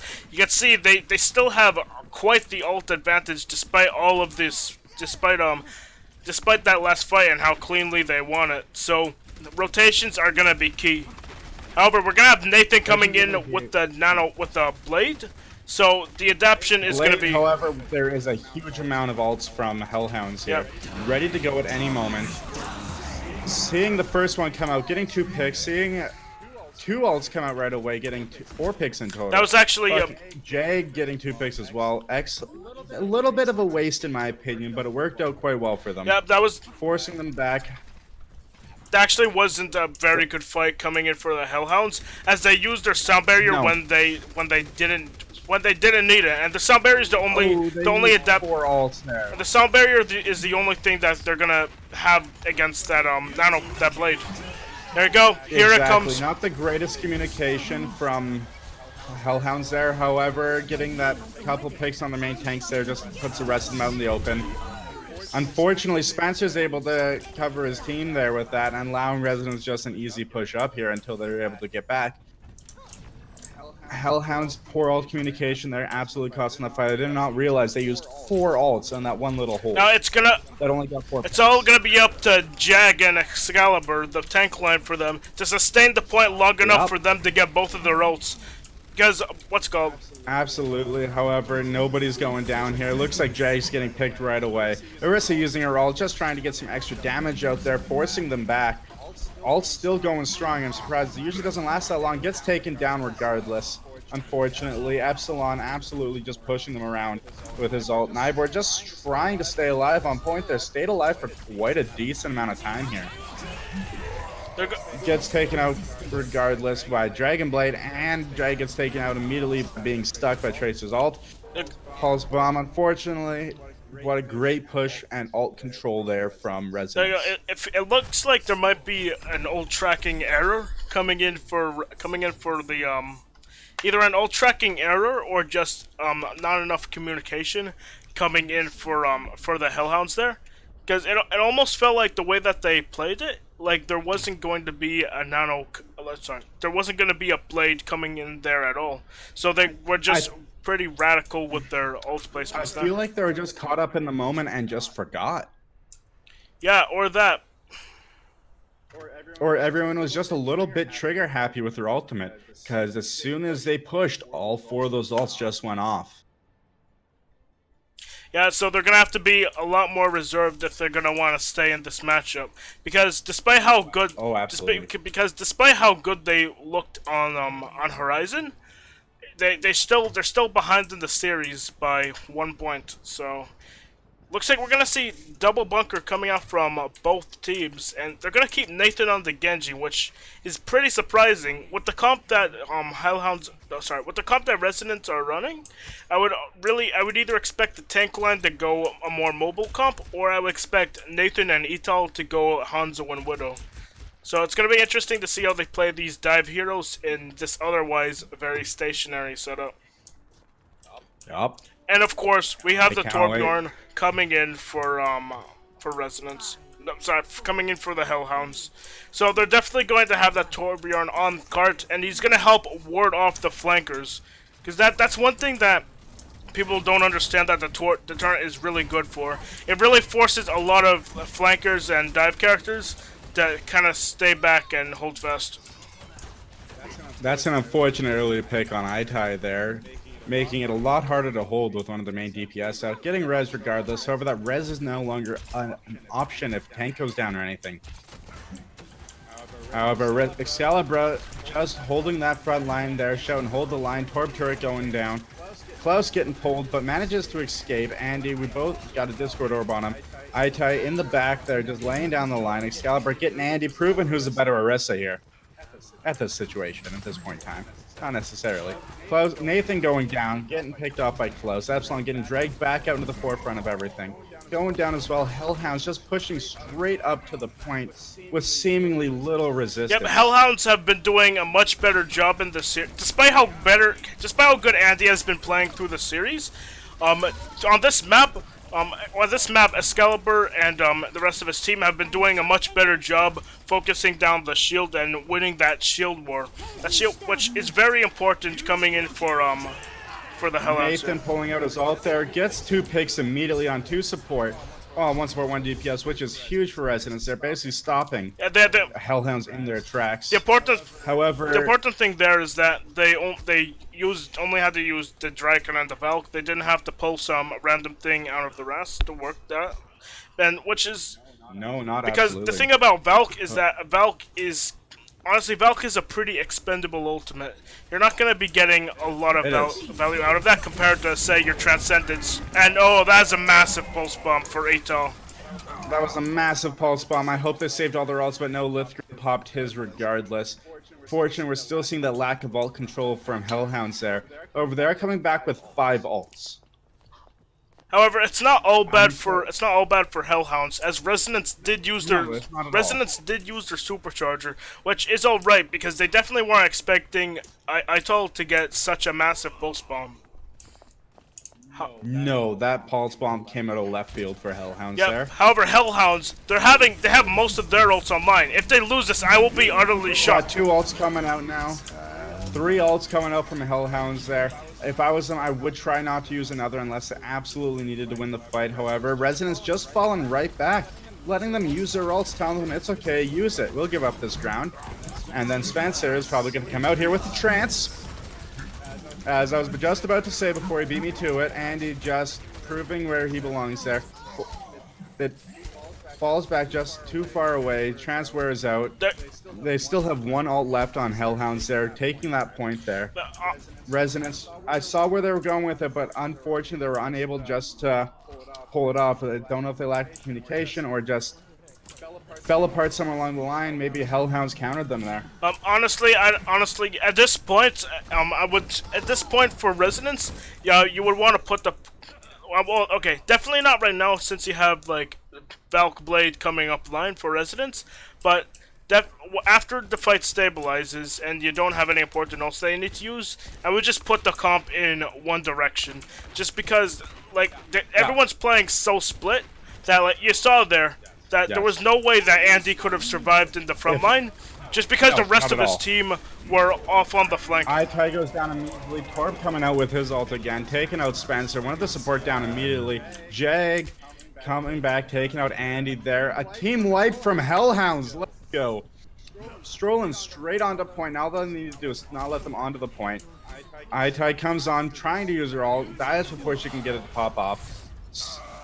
Unfortunately, the Dragon Blade comes out just as it goes down. Unfortunately, nothing comes out of it. Excellent round from Hellhounds. I guess I can kind of see the plan that Resonance had there with the comp that they were running, but like if you're really in the end, like you're working with a tank line and a DPS line with 2 completely different ideas in what they want to do. Because you have Arisa Hog who want to play like more defensively, looking for picks, and then you have the Genji and the Tracer who want to kind of go in there and get something done. So having both of them in play at the same time, in my opinion, doesn't make a lot of sense.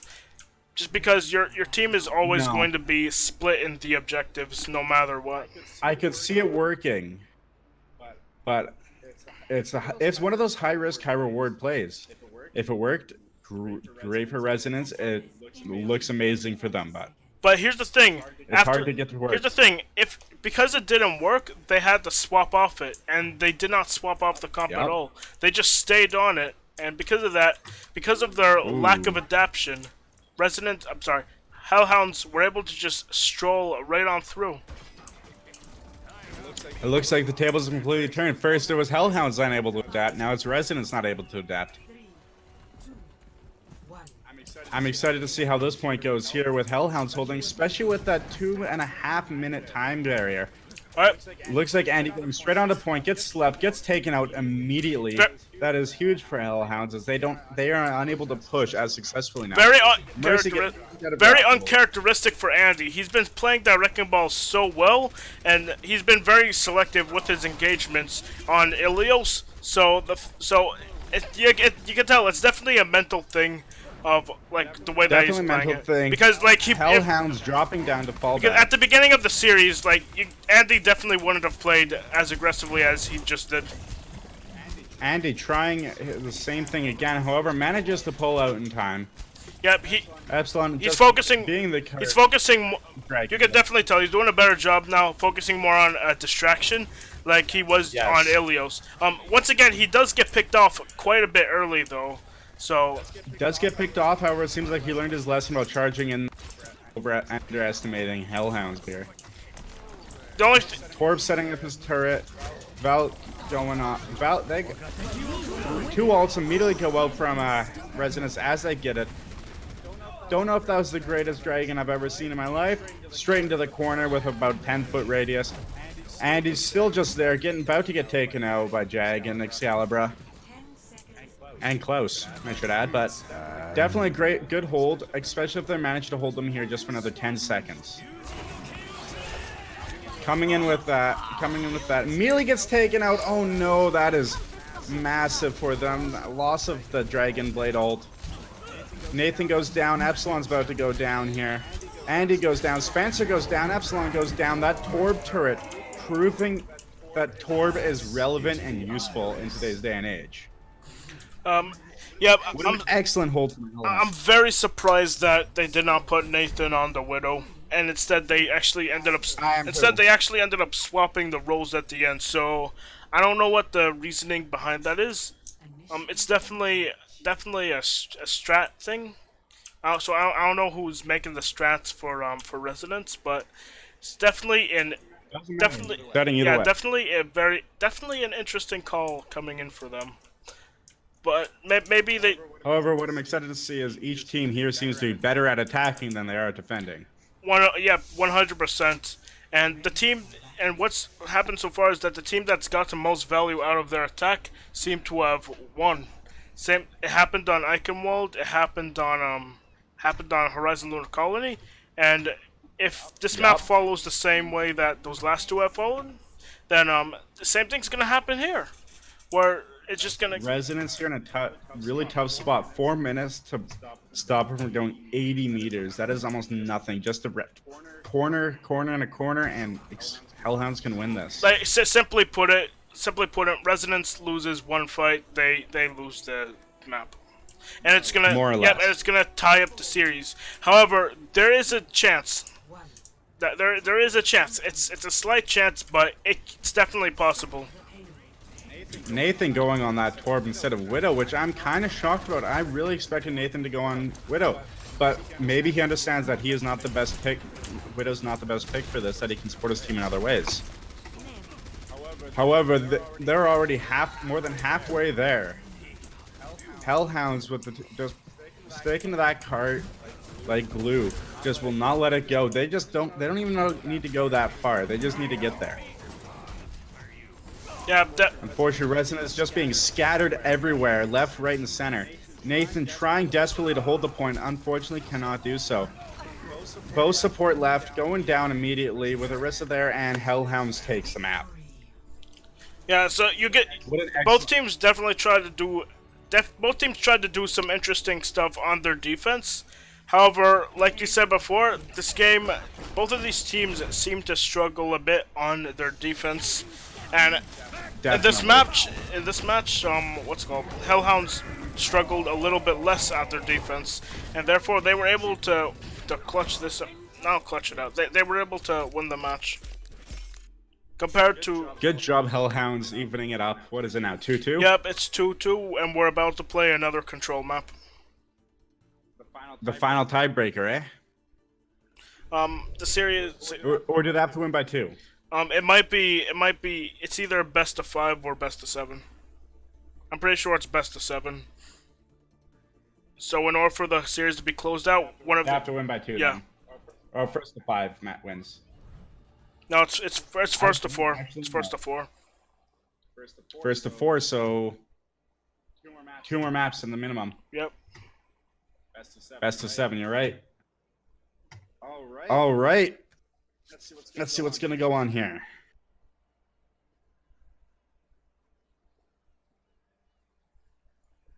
Anyway, I don't know what the. I know. I feel like I'm a broken record at this point, but the DPS combo that they had on Eichenwald, I don't know why they didn't stick with it. And they decided that in their strats, they wanted to keep swapping people on the roles, kind of having them like musical chairs. Cause like it felt like Nathan was definitely a much better Widow than his Nathan Genji. Was an excellent Widow. Yeah, than his Genji and his Hanzo. I mean, his Genji was alright. it was pretty good, but for the situation, like the Genji definitely the Genji wasn't necessary. Out of everything Nathan has played tonight, his Widow by far has been his best character. Yeah.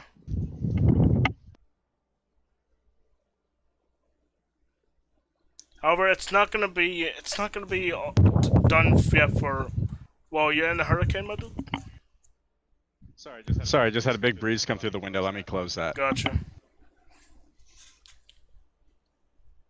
Anyway, Resonance is still in this series. Resonance definitely looked their best on Control.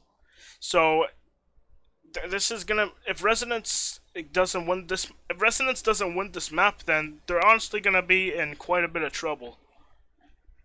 Just because they alright, I feel like Resonance, like at their peak in the series, has been really good at forcing like Hellhounds in an uncomfortable position.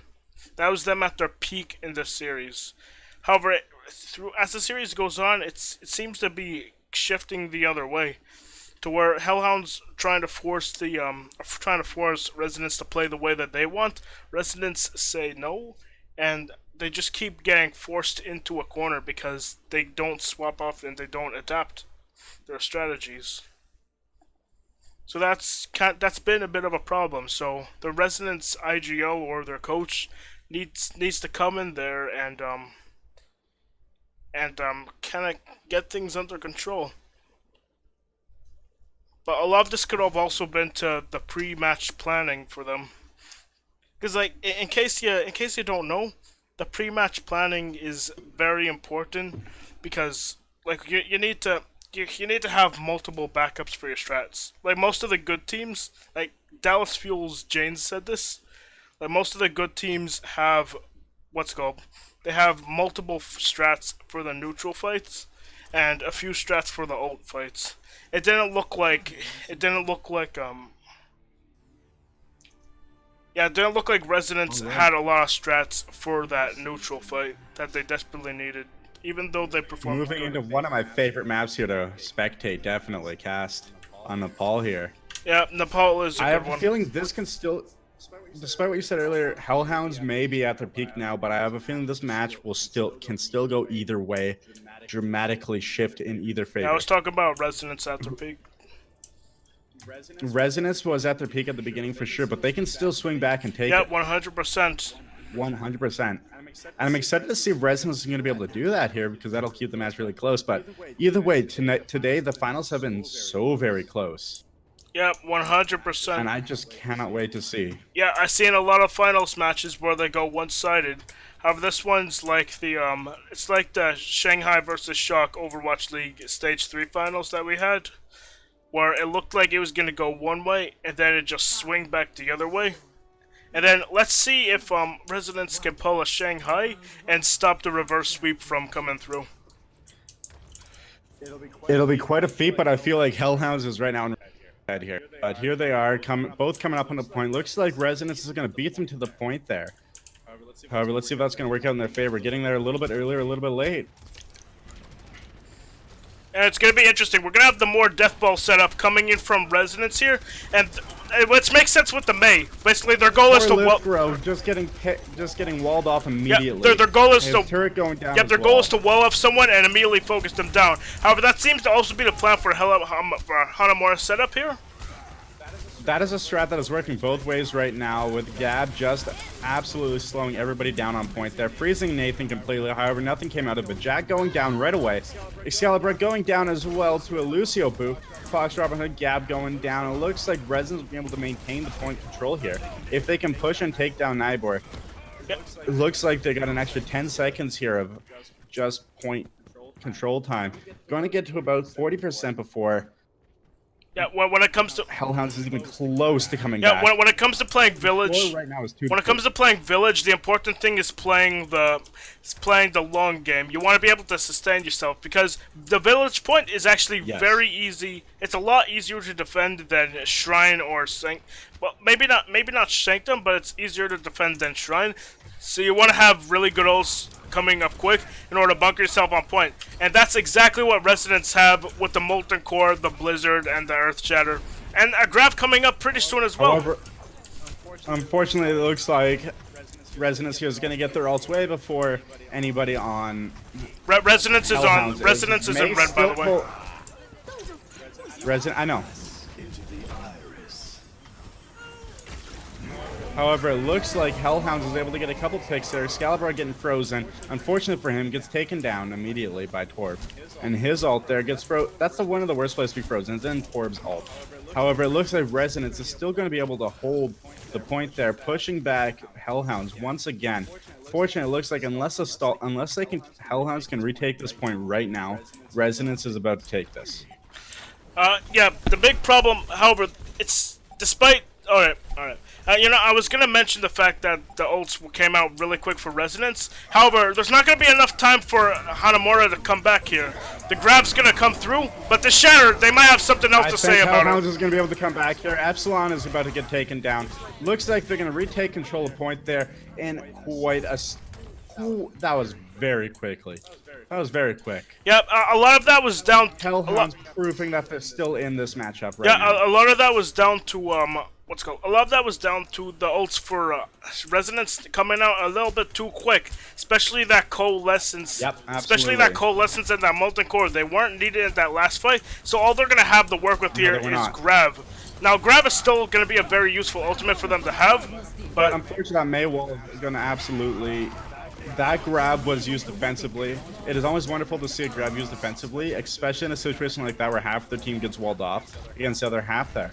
However, it seems like Resonance are already 3 picks deep now. 3 picks deep in. Counter grab from Hellhounds. Unfortunately, nothing was able to follow it up. That was just stalling for time. Looks like Resonance is going to be able to retake the point here.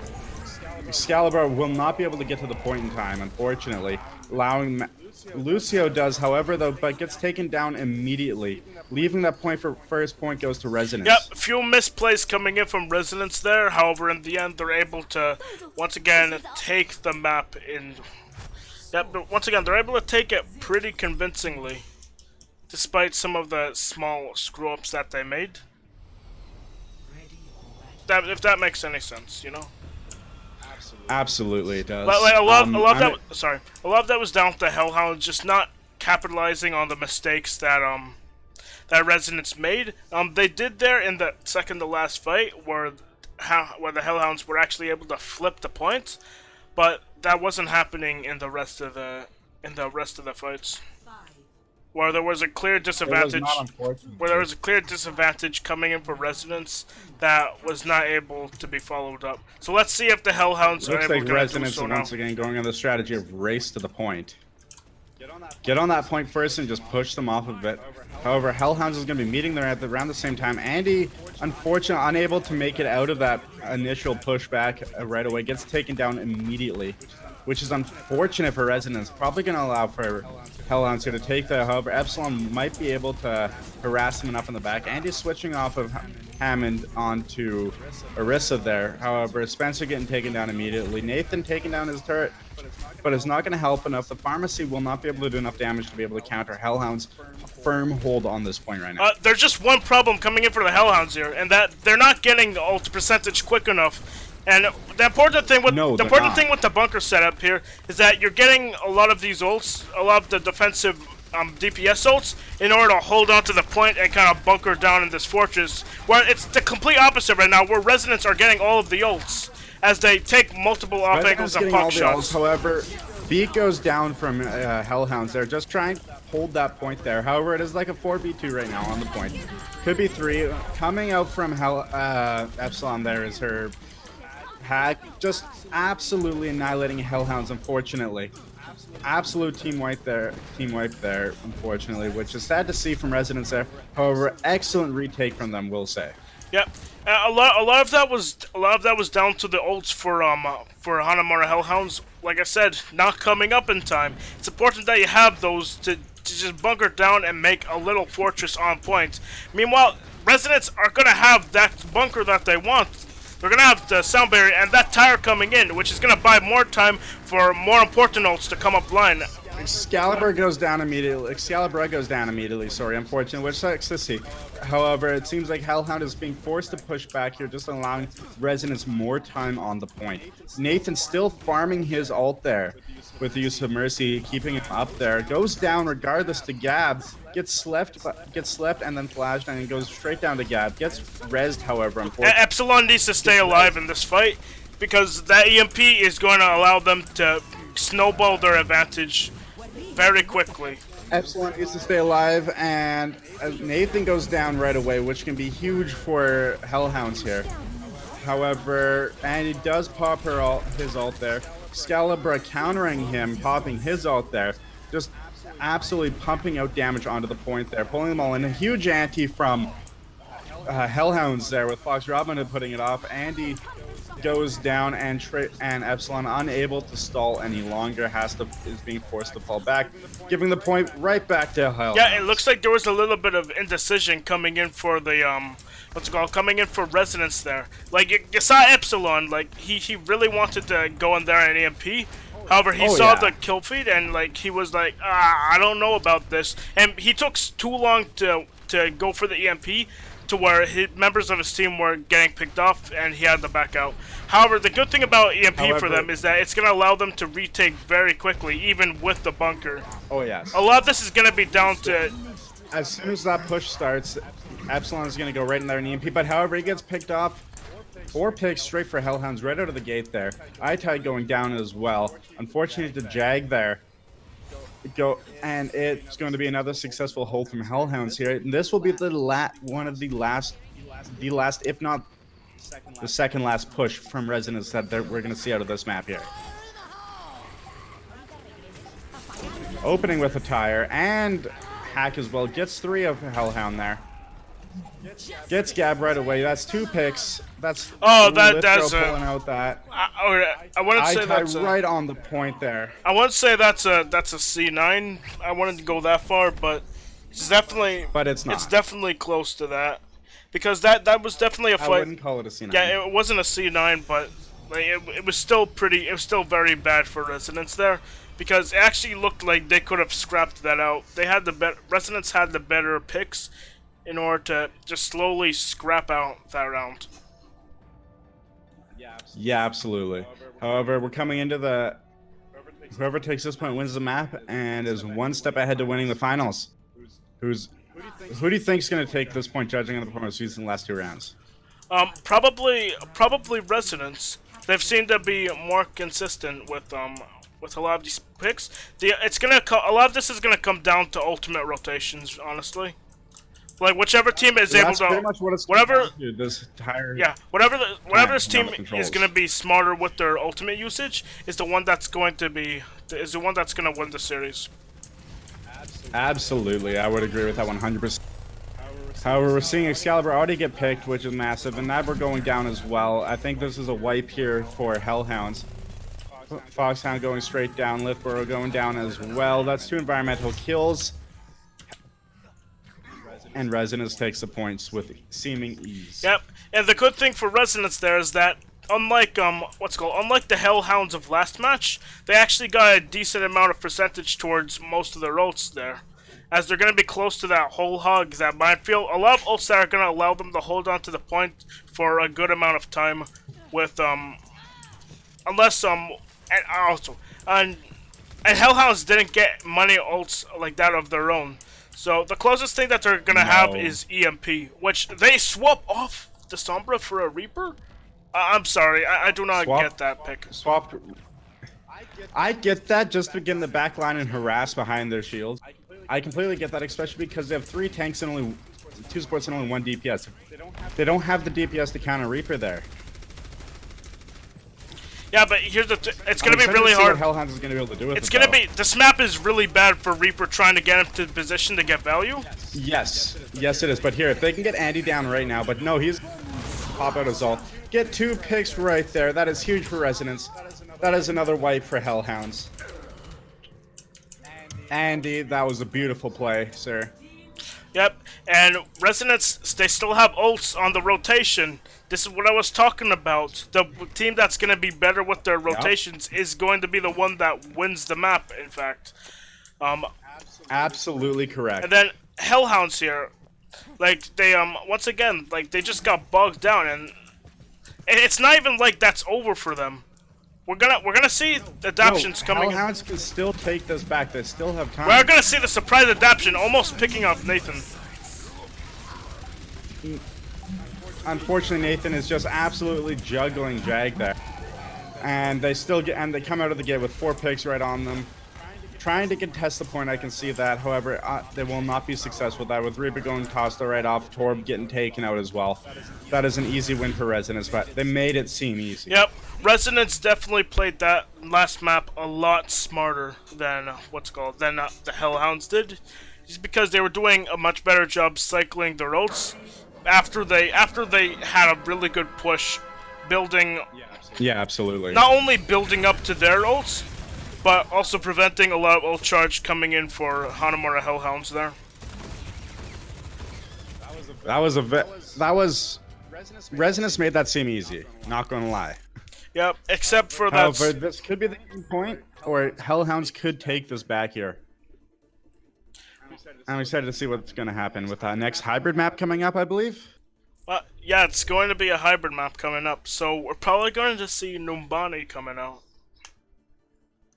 Numbani. This is gonna be a fun map to watch.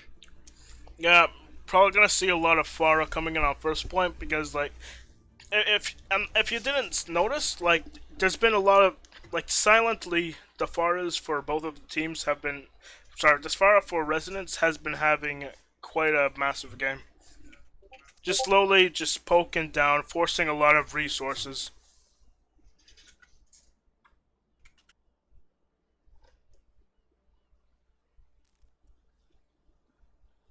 All right, looks like each team here wants to take a quick 2-minute break here. Understandably so. Gotcha.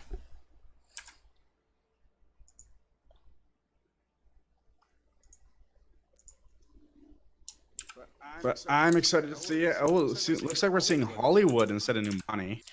I love watching Hollywood. It's such a fun map because of all the different styles and everything on it. Yeah, however, we might be debated again, and we might actually see Numbani. You want to know what? I probably just got debated, to be honest. Yep. It's a running theme. Not getting fooled again. Personally, I blame the chat. It's all their fault. Yeah. Chat, you're throwing. Why would you do this to me, chat? I thought we were friends. Okay, how dare you? I'm hurt. Yeah, shame on you, chat. All right. Shame. And we're not. All right, I'm excited to see this next map, though. Yeah, definitely. We should definitely. What I want to see is more multi-DPS coming in from Resonance, just because this map is really good for just kind of wearing the enemy down from multiple angles and forcing them back into uncomfortable positions. It's kind of what this map is known for, that, and it's also known for a lot of goats play. This series we haven't seen a lot of goats play, so a lot of this map is gonna be around like forcing scenarios and controlling space really well. Which right now it seems like Resonance, I want to say Resonance has done the better job at doing that. However, Resonance has kind of been like on and off with their performance there. Where like Hellhounds, yeah, absolutely. Where like Hellhounds have been a little bit more consistent. However, they haven't been stepping up in certain cases. Resonance has proven to be better at control maps. Hellhounds have been proven to be better at more assaulting. Yep, definitely. If Hellhounds can get a full-on assault, they more than likely will be able to take the point on their first or second push. Resonance has been able to play a more reactionary-based game map. So that's why I love these hybrids, because they're a mix of both, which is why I have a feeling my prediction will be Resonance is going to take the win here, because they're going to be able to hold a little bit longer than Hellhounds will be able to. Yep, also Resonance so far in the series has just been doing a much better job as far as their ultimates go. Like you saw in that last game, they were doing a fantastic job just rotating all of those ults around. Yes, Hellhounds has proven to be unreliable with their ult control. So I'm excited to see if they'll be able to pull it up here and be able to overcome their issue they've been having for most of the matches, but we're about to find out. Yeah.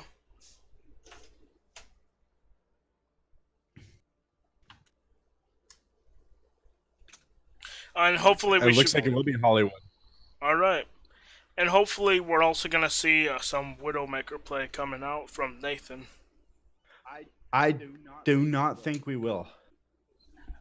I don't see Nathan going on Widowmaker because they're defend. So we're having Resonance defend first and Hellhounds assaulting first, which would be nice to see there. I'm kind of surprised Resonance allowed Hellhound the first attack because Resonance could have gotten their defend because they've proven to be a little bit better with holding or assaulting when Hellhound is holding. Yeah, but to be honest, both of these teams are a lot better on their attack than their defense. Very true. I kind of see why they would go that way, but would have been nice to see them try to mix it up a little bit. Yeah, definitely. Invisible walls with the free cam. Why would Overwatch devs do this? Please, Jeff. You should see it in replay. It's even worse. I believe it. All right. Nah, replay is a great feature, though. And we're gonna see our first GOAT of the day. But you know what? Is probably what... We had a GOAT earlier. Oh, we did? On the very first map, on Elo's Lighthouse, we had a GOAT coming out from Hellhounds that did not work out for them. Yep. And not only are we gonna see GOATs, but we're gonna see GOATs v GOATs battle coming through. So both teams are on. The only difference is that we're gonna have the Moira GOATs coming out from Hellhounds. Hellhounds, who is in the red right now. And what the Moira versus what the Moira offers over the Zen is more consistent healing. However, not having the Zen there means that you're not gonna have quite as much burst damage coming through. Alright, just knocked over a bunch of stuff, but that's fine. Alright, it looks like they're going straight around to the left there. Trying to... Oh, no, they're trying to bamboozle him. Go straight back to the right. Going straight onto the point there. Clever little play from Hellhounds. Just trying to do a little bit of fake out. Play a little bit of mind games, you know? Yep. However, let's see what's going to happen here. We got Rhinehound versus Rhinehound. Brig versus Brig. Shields go down on both. Excalibur dropping dangerously low in health, being kept up barely alive on life support right now. Goes down to Andy, unfortunately. See, iTie already pop her ult as Brig there rally, pushing them straight back for a team wipe. Excellent hold by Resonance. You see that bamboozle that came in from the Hellhounds, although it looked pretty cool and it kind of did fool. It did not work out. It did fool Resonance for a second. Not only did it not work out, but through that entire rotation, Resonance was just poking at them, meaning that they were able to get their ults, and they're gonna have their ults quite a bit before yeah. Yup, and here's a huge shatter back from Andy in the back line, chilling behind the back line, immediately getting 4 picks off the line, ruining Klaus's farming there for early charge. Jag getting caught off guard, getting knocked out of mech. Nybor beating out of the gate there. Yeah, and now you're getting into the 3 ults and a reactionary ult from Nathan here on Zarya. And another ult coming from Andy. Countercharged, seeing nothing come out of it, unfortunately. Andy goes down. Hellhounds have the advantage here. If they press this. Unfortunately, Robin Foxer goes down as well. However, if they take down Epsilon Ray Spencer, if they have this point, Watsy will not be able to hold this on his own. He goes down before either of them do.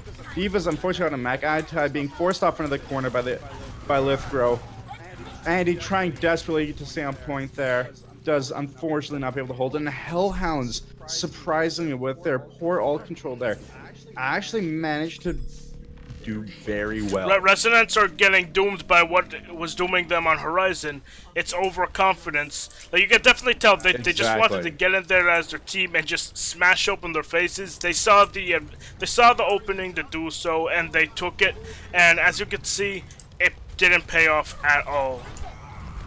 Nope. Unfortunately to be so, but Hellhounds proving that their reactionary ults actually worked out really well for them. This could be huge. Not much comes out of it. Breaks run shields though, and scatters Resonance everywhere. Andy falling down. What's going down? iTide going down. Only people with ults. Nathan gets an ult, but Epsilon's already out of mech. And Hellhounds just pressing their advantage. If they can take down Nathan, as they just did, But here, easy carry up to around the corner here. but here's the problem coming in for the Hellhounds. Once again, they are at an ult deficit. However, there is a chance that if what's it called? If Resonance Hellhounds gets may be in an ult deficit, but it doesn't truly matter for them here. They're so close to their next ones, and they can afford to lose some time here. Like Andy already had his ult countered by Excalibur. Everybody's just getting tossed around everywhere. Andy absolutely going ham though. However, we saw Resonance use 3 ults there. yep, and That is huge for Hellhounds because now they have an easy push all the way up to the next checkpoint. yep, the only thing that can really save the save Resonance here is gonna be that Transcendence from Watt, and it doesn't. I'm not sure if Watt's gonna be able to get it in time. I mean, it looks like he is. However, it depends on how quick the grab from Claus is gonna come through. Or they might not even use the grab. They might just use the shatter. If they just use the Shatter and the Trance as a reactionary measure, it'll be a lot better. However, Jack does have Diva Ball. There's the Shatter coming out. Diva Ball going with it. Gets 2 picks. That's massive. Fox dropping an Excalibur, knocking Diva out of mech. As I was saying, easy walk up to the next checkpoint for Hellhounds here. Proving that their offense is their greatest asset. Yeah, definitely. And Excalibur just going up to make sure that they cannot contest it and easily taking that point there. Once those doors open, all that fire from their remaining comes straight in. There comes the grab, just allowing them to try to snowball it. We've got a counter trance there from Resonance. Ooh, that was unfortunate for Resonance there. You could hear him try to shatter, but got picked right before it counted. Unfortunately for Hellhounds, he still has the ult charge. But they're pushing straight on the point. Couple people still in cart. As long as they can continue to focus their targets here, Hellhounds can call this an easy win on this round. now, before I was talking about the ultimate rotation coming in from Resonance, that seemed to have slowed down for them. So this next fight, all right. Hellhounds cap and third point will be completely decided on the ultimate rotations coming in from Resonance. Going in with Rally, that was a huge shatter from both teams, knocking down almost an entirety of each team there. Yep. So nothing came out of it. It was a net neutral. Great to see. Lithgow takes down Andy. Andy going down is huge for Hellhounds because now they control the space. However, when Excalibur goes down immediately, basically nullifying whatever I just said. Caster's scared. Sucks. But Resonance pushing them back, trying to get an extra pick just to stall them some extra amount of time here. Yep, see, Doesn't seem like they will. Excalibur's already coming back. this is exactly what we need from Resonance. Them only winning the fight with like 1 or 2 ultimates, and then using rotations. All the ults just popped. All the ults just popped. 3 ults on each team just went down. Yep, luckily it was both teams and not just Resonance this time. Both teams, same version of ults came out at the same time. We just saw Andy hammered down right into the spawn. That was mean. Yep, usually when Like, that's just straight up bullying. Excalibur goes down, calling for that. Klaus is going to retreat back into their little hidey hole there. However, the team that... And However, if you really think about it, Resonance actually benefited from that one. Sorry, Hellhounds actually benefited from that a little bit more because their Hellhounds is closer to their grab, and Watt had to use his Transcendence to save his team in that massive engage. both use Transcend and both use Grabbed at the same time. However, we see a grab coming out from Hellhounds there, getting 2 with the Diva Bomb. Foxhood and Klaus picking off another. Jag just absolutely applying pressure on Andy there. Andy goes down, Watts goes down. You're completely right. Was wrong. Hellhounds absolutely had the advantage, and we see them not even switching to stall mode here, just trying to get on point there. Lucio goes straight on. Epsilon trying to iTub pops her all, gets shattered. Absolutely nothing comes out of it. Gets charged by Excalibur. Nathan. Oh, and here's the trance.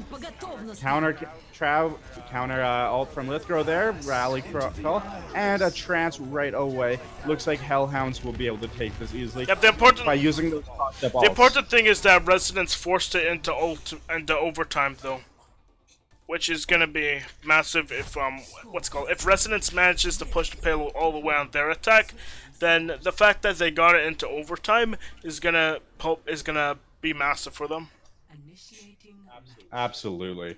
Anyway, the score is 2-2, and I guess you could say Hollywood. I thought it was 2-3. Oh yeah. Sorry, it is 2-3. My bad. 2-3 in favor of Resonance. Yep.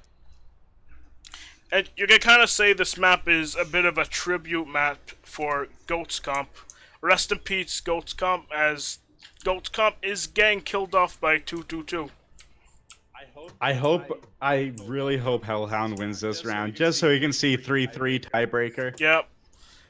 Oh, it's going to be exciting if we see that, because each team will be pulling everything out. Every stop they have. Resonance right now, each team's putting out their all right now, but if that 3-3 map, it'll probably be the most intense we've seen all night. And right when you say the words 3-3, a team swaps off 3-3. And now commentators curse, I'm sorry. Yep. Come on. Everything us here in the commentators booth say, immediately the opposite happens. Yeah. However, this map is actually pretty good for Go Comp rotations, and it almost looked like for Resonance we were gonna have San Francisco goats coming out where they had the Batiste instead of the Brig, but nope, we're just gonna get normal goats. And this map is actually very good for Goat Comp rotations, as there's quite a lot of alleys and ways where Goat Comp can sneak their way up the high ground or around the back, and they're gonna use one of those ways right here. Absolutely. It looks like we got Hellhounds here holding. Unfortunately, Resonance isn't going to respond with the bamboozle they saw earlier. That would have been hilarious to see if they did that for fun. But unfortunately, it looks like they're just going to struggle to try to get on point. They're trying to get some damage up on that shield there. Maybe break it. Unfortunately, it comes back up in time. However, it seems like they're going to try to force him out of that position before hopping onto point there, rather than try to hold the point. Unfortunately, it doesn't seem to work for them. Klaus already gets a res. Jay goes out of mech, unfortunately. Excalibur already on point with the invincibility field on there. Andy's shield has gone down. Andy's break. Andy goes down. Watts goes down. Seems like all the support is down. Epsilon does get his mech back, though, so if he's able to take down Lithgrow there, unfortunately is not able to. Spencer and Nathan caught off guard there in the corner there. Just trying to stall. Hopefully the team can get back, but it looks like they're going to go for the regroup rather. Unfortunately, Andy decides to charge up. It'd be smart of him to fall back, but he's not going to right now. I'm actually very surprised that Epsilon isn't on, like, say, a Sombra. I am shocked Epsilon's still alive right now. Yeah, something we're not as shocked about is the fact that Epsilon is on D.Va. Like, you would 100% expect him to be on Sombra, or to adapt to go on to Sombra here against the bunker comp, as it gives them a better win condition and a more consistent win condition. I'm shocked Epsilon lived. Yeah, he really should have got demeched there. But his team was able to pull through. But it's gonna be really hard to break the setup coming in from Hellhounds. Trance comes out to counter that. Trance was baited out by Klaus there. Unfortunately, their push here is seeing a chokehold with a Bastion firing down the center of it. Doubt it's going to see any positive net worth come out of it. And it looks like Resonance going to be able to easily hold that point.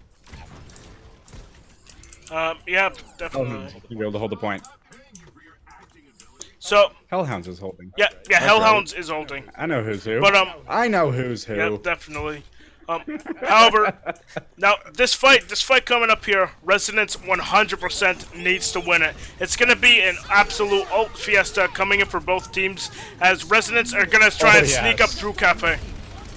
As we can see, ults have already been popping. Lithgrow's already wasted. D.Va bomb comes out of sight, met with another D.Va bomb right away.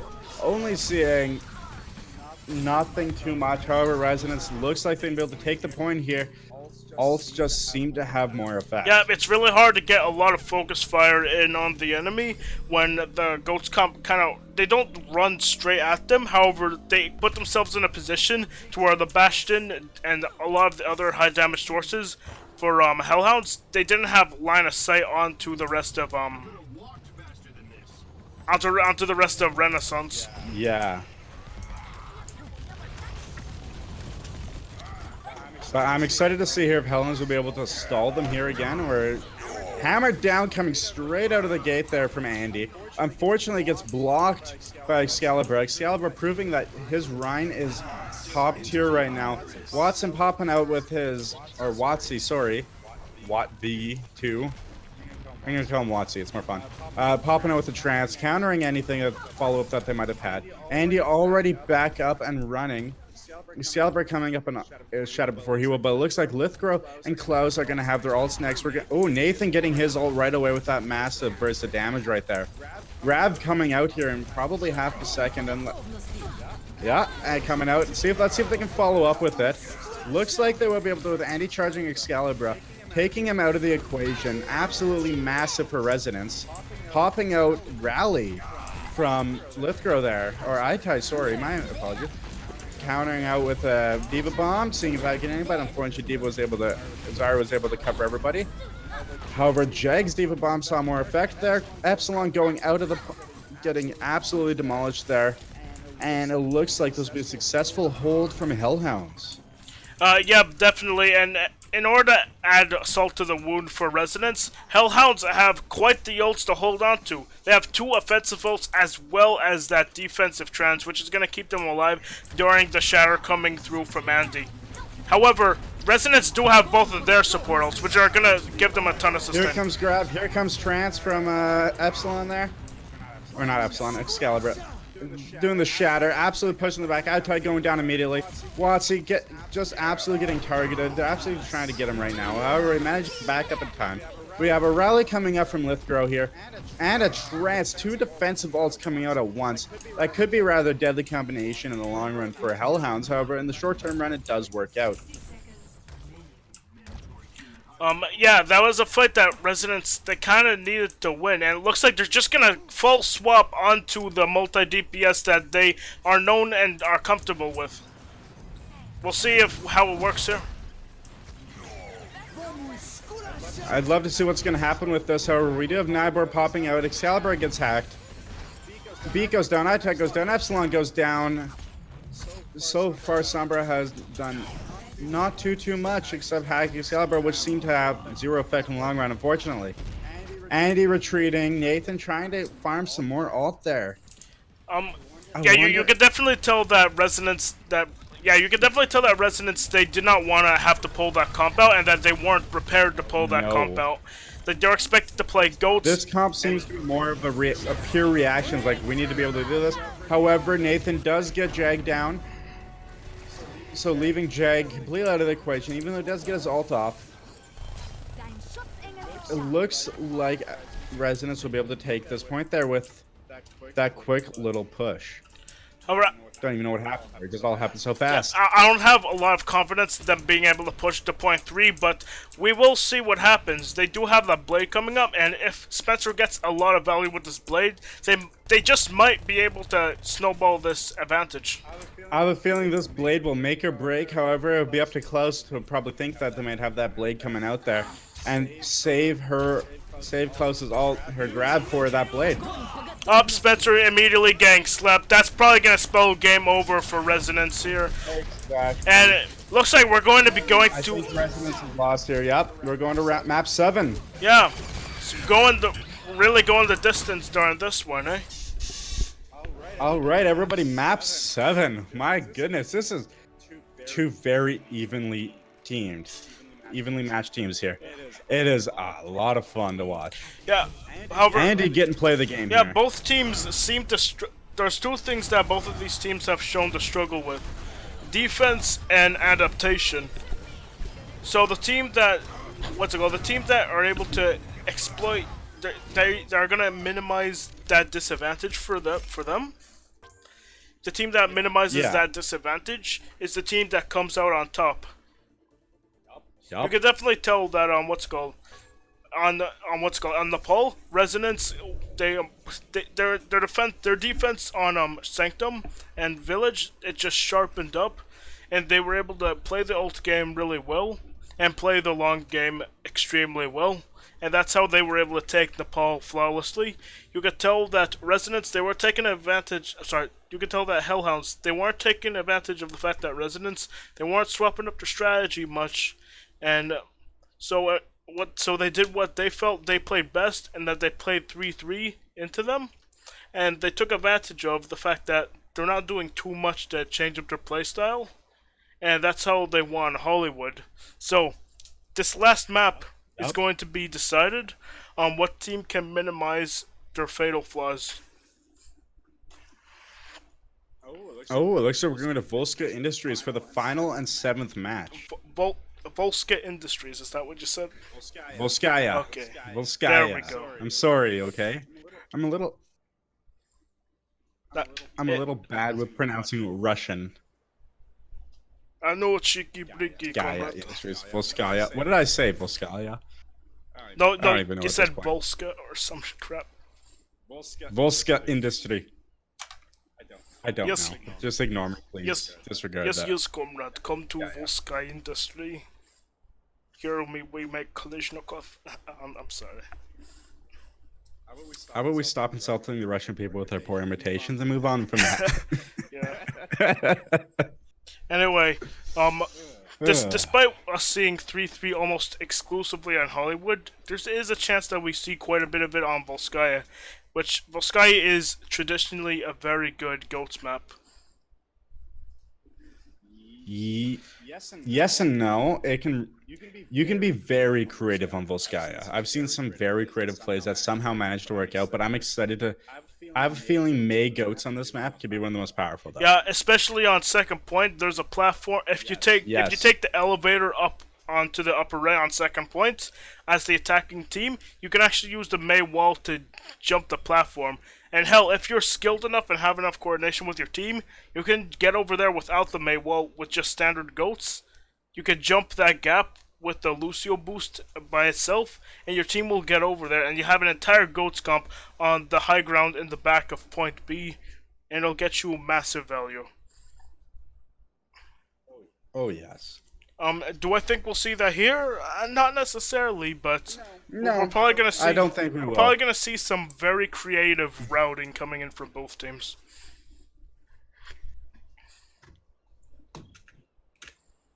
I have a feeling where we're going to see this match here will be more, once again, from the last two maps that we've seen was alt control. Definitely. It's especially important on this Whoever map. has the better use of alts definitely is going to take this last final win. Yeah, that's especially a massive thing on 2CP.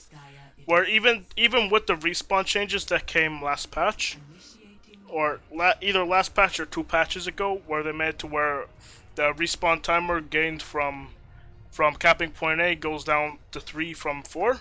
Even with that changes and the respawn ones, it's still really easy to snowball on 2CP maps if you play the game right. Absolutely, I agree. And side note, I just noted that all the planes in the sky looking off towards the distance are moving sideways. Irrelevant, but let's move on from that. Oh crap, you're right. They're moving sideways. Alright, everyone. They look like they're moving the wrong way. Oh, right. Conspiracy theory. Conspiracy theory, Overwatch is fake. Yeah. It's not real life. It's fake news. Alright, I'm excited to see how Hellhounds holds this point here. If they're going to be able to hold it past the first initial push, or be able to hold it for a couple. Yeah, not too surprised seeing the bunker here, and ooh, we got some Wi-Fi issues coming in from it looks like the side of the Hanamura Hellhounds. So, Wonder what's gonna happen. Yep. Monkey Goats coming in for the attacking team is nothing surprising. However, what I am surprised is that Watt is gonna stay on the Zenyatta instead of swapping over to the Ana, because usually when you run Winston Goats on the attack, especially on this map, you usually work for that, usually have the Nano Monkey, which is gonna allow you to cycle ults pretty effectively. Because what you do with the Nano Monkey is that it'll allow him to get primal really quick, and then that will allow him to do a lot of displacement, which will disrupt the enemy's ult game. So I'm surprised they're not running with that combo. However, Monkey Zen is definitely a comp that can work fine.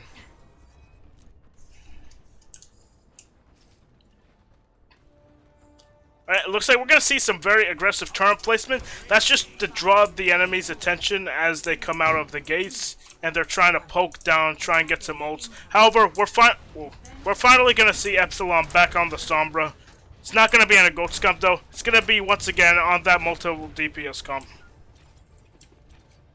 Alright, it looks like we have Hellhound holding in the door there. Yep. I want to see if Resident's gonna be able to flank them there and push them out of it, or if they're gonna try to break through onto the point. Looks like they're going for the flanking route, and they're just going to try and pressure them from multiple angles. Especially from multiple angles. Andy's poised and ready to knock him off. Andy's going straight onto the. Thought about going onto the point there for half a second. However, we see Spencer going down, which is unfortunate for Resonance there. Nathan absolutely getting wailed on, but unfortunately not enough. Andy going down as well. Shield getting broken. Excalibur already putting up another one. Great Orisa gameplay from Excalibur. Excalibur proving his worth tonight. Absolutely from Hellhounds. Epsilon just poised and ready to try to get a hack off there. Yeah, the big problem coming in there for Resonance there is that they just weren't able to provide enough pressure on the actual core of the team. They were able to force out small parts of the bunker comp for Hellhounds. However, they weren't able to provide enough pressure onto the core team, and so they were just able to sit back pretty. But if there's one thing that they did do right, they did prevent a good amount of ult charge coming in for Hellhounds, and they managed to build up on all Hellhound others. Still has a decent amount of ult. We got Bob and we got Nano coming out here. We're about to have Trance and whatever Torb's new ult is called. I don't even know. It's still called Molten Core. Except being nuts all over the place. He has too much fun on the battlefield. Yeah. We know. Torb, you filthy old man. Now, Like if the I'm not sure if this adaptation is because of the EMP, but the EMP is a massive counter towards the setup that that Hellhounds is running. EMP. But I'm liking this. Coming out already. Could make or break it. Bob coming out right away. Unfortunately, Nano came out as well, but Anna getting picked already. Unfortunately, Bob doesn't see too much of a gameplay because that EMP came out at the perfect time. Yeah. Jag is getting taken down. Torb having his fun. Getting taken down by Genji. Nathan skirting around Torb's Molten Core. And it looks like Resonance is going to be able to take this without too much of an issue. However, they did use a couple ults getting onto it. Yeah, I was about to say that Hellhounds did a good job kind of adapting to the EMP coming up line for Resonance. Absolutely. However, it's just not gonna be enough, unfortunately, for them. But it's still, they still have a chance to stop this snowball coming in for Resonance. Oh, absolutely. Hellhound's already poised to defend against a snowball. However, it's 4 ults versus 2. One offensive, one defensive versus 2 and 2. Let's see what's going to happen here. If Resonance uses their ults correctly, they can absolutely easily take this point right here, right now. However, Epsilon does go down. However, Resonance can still take it, but Nathan going down, Epsilon would be smart to pull back right now, especially with Nathan going down as Watts going down as well. Resonance has to absolutely fall back. It would have been smart to try to get an extra pick by Hellhounds, but they played the safe play just by staying back and waiting. Yeah. Farming that ult charge. Especially they're eating up the ults right now. The only thing about playing the very safe game here is that it allows it allows ults to be farmed up for Resonance. However, excellent hook by Jag. Yeah, that's gonna pulling Andy out of the game. That's definitely gonna stall out. Forcing Resonance to fall back again. Yeah, that's gonna stall out everything, and it's gonna allow the ultimates for Hellhounds to also get built up. So it's basically gonna be an even fight coming in here. There's a lot of answers on both sides for each other. for each team. Oh, absolutely. So this next fight However- should hypothetically go either way. It's 5 vaults versus 5 vaults. This fight can go either way. Depends. Oh, there comes the hack from Epsilon there. Immediately getting taken out. Watts getting taken out as well. Evening out the game field. Bob coming out, getting slept right away. Silly how Bob can be slept because he's a robot. Nathan getting taken out as well. Jag getting taken out as well. However, it seems like Bob was able to hold the point there. Bob and Torb were able to hold the point for Hellhounds there. That was Use of 5 ults versus 3 ults. that was crucial for Hellhounds because 4 not versus 4. yeah 5 versus 4. because not only did they manage to hold on, but they managed to survive the most crucial ult for the Resonance there, the EMP. It just did not Absolutely. get enough value. And Epsilon's already switched off after seeing that did not Yeah. work, and it will not yeah, work. because with the EMP, you want to use that to deny the ult advantage of the other team. However, since they weren't able to do that with reactionary ults coming in for Hellhounds, they decided that it's not worth waiting to charge up another one, and that they're just gonna swap on to a proper death bow. Exactly. Here comes Torb, here comes Watts, and Dragon lead up to it. Like a grab or anything by Epsilon there, because he just swapped over. However, Jay gets taken down. That's their off tank taken down. Excalibur already at half health. Half of Hellhound is at half health, but it looks like Resonance is being forced back once again. Hellhound proving both of us wrong, stating that they are great at defense. Yep, one of the... Yeah, the ult econ... Yeah, they just played the ult game way better as well. I'm not sure if you realized, Absolutely. but the thing about Resonance is Resonance do still have a shot here, but their window is just window is slowly closing in. As they're still... Oh, that is a massive hook. Andy getting dragged up again. However, he is nanoed, so that's what's kept him alive there. Bob going out, just laying down that, taking down Andy already. Epsilon going down as well to Gab. Gab with the 4K. Nyborg taking down Watts as well. Absolutely putting Resonance in the ground there, stopping them in their tracks, saying, no, this is our point, you cannot have Yep, it." all of that was opened up by Jag, who even though he didn't confirm the kill, he pressured the Rhine so much and he forced so many resources out from Resonance that it ended up winning them the fight. iTide trying to buy some extra time. However, unfortunately, Spencer gets taken down. If they can take down Andy here within a couple before Epsilon gets back on point here. Bob goes out. Trance goes out. Unfortunately for Resonance there, Bob is completely nullified as nothing's going to come out of it here. Bob getting dragged off point. Watsy no longer part of the equation, and Nathan going down as well. That is a solid hold from Hellhound. Yep, Bob could not do something there, as there's just... it was just played... Alright.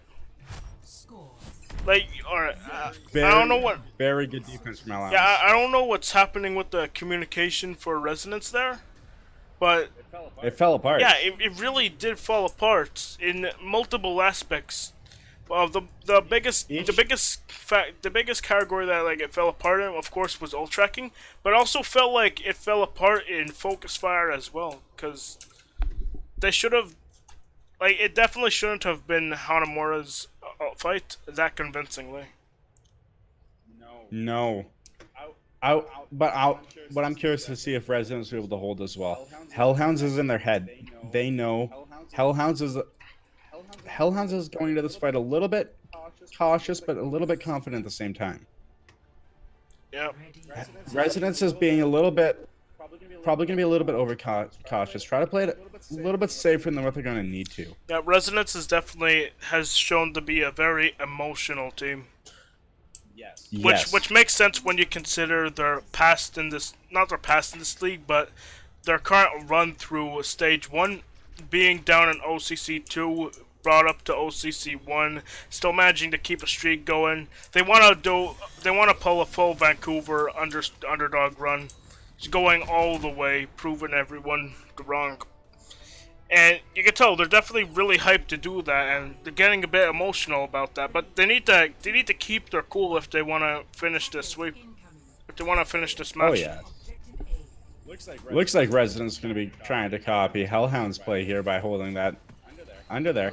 However, it seems like instead of going around behind them, Hellhounds is just going to try to challenge them and say, no, we're better than you, right up front. The only thing is that it's important that Resonance reacts to the EMP, in the same manner that that Hellhounds did. But here's the thing, Hellhounds is going straight above them right now, ready to go down on them. Ooh, what a good teleport from Resonance there, just already reset up, good to go again.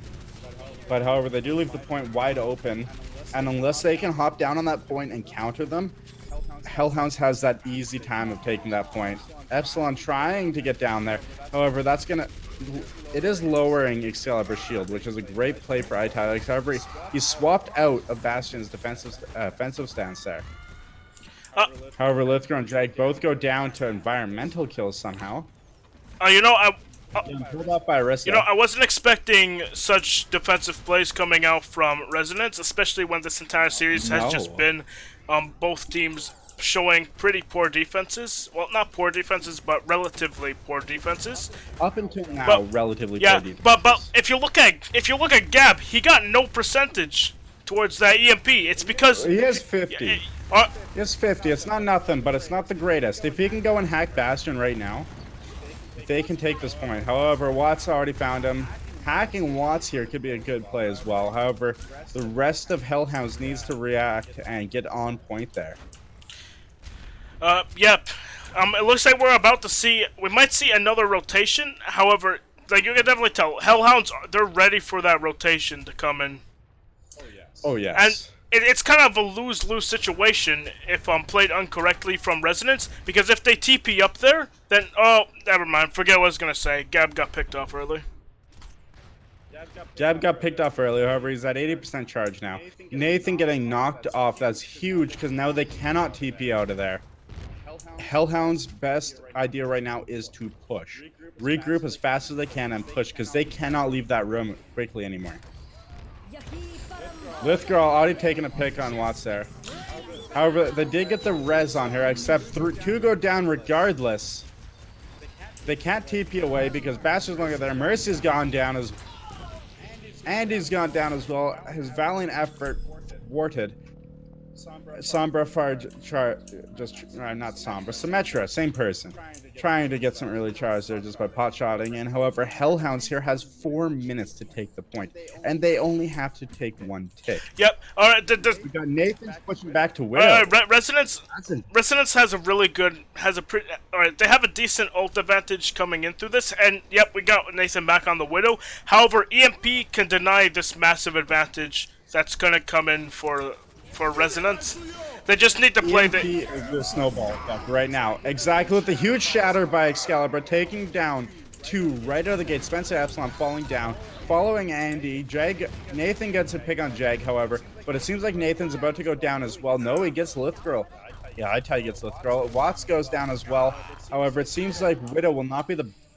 I take that back. Nathan immediately getting those two picks, as I was about to say otherwise. Nathan absolutely solo carrying Resonance here. Yep, old habits don't die hard, as the saying might want you to say. Nathan absolutely just basically heard me and said no. He's like, the casters are wrong. We're gonna win this. Nathan single-handedly swung that fight, because now that there's no EMP for Hellhounds, it's gonna take them another 2 fights if Resonance plays their ults good.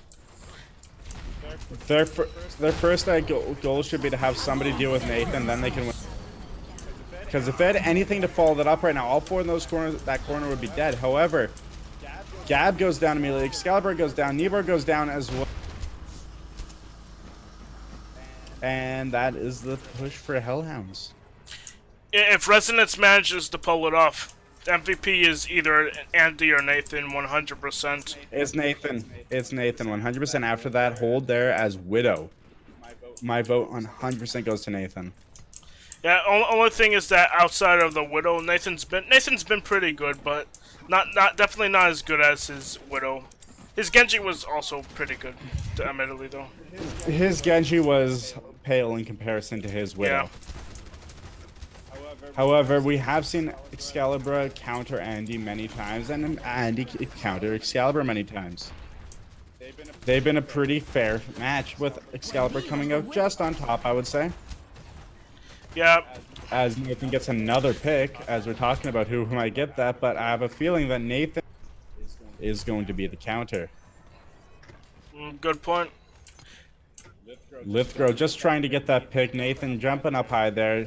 Does not see success. Falling right back as he should. This is the fight that Hellhounds need to win, not just because of the time, but because there isn't a massive ult. Now they have EMP, and there isn't a massive ult advantage for Resonance. Exactly. So if they lose this fight, They can it's push the EMP right now and yeah. win. If they lose this fight, it's series over.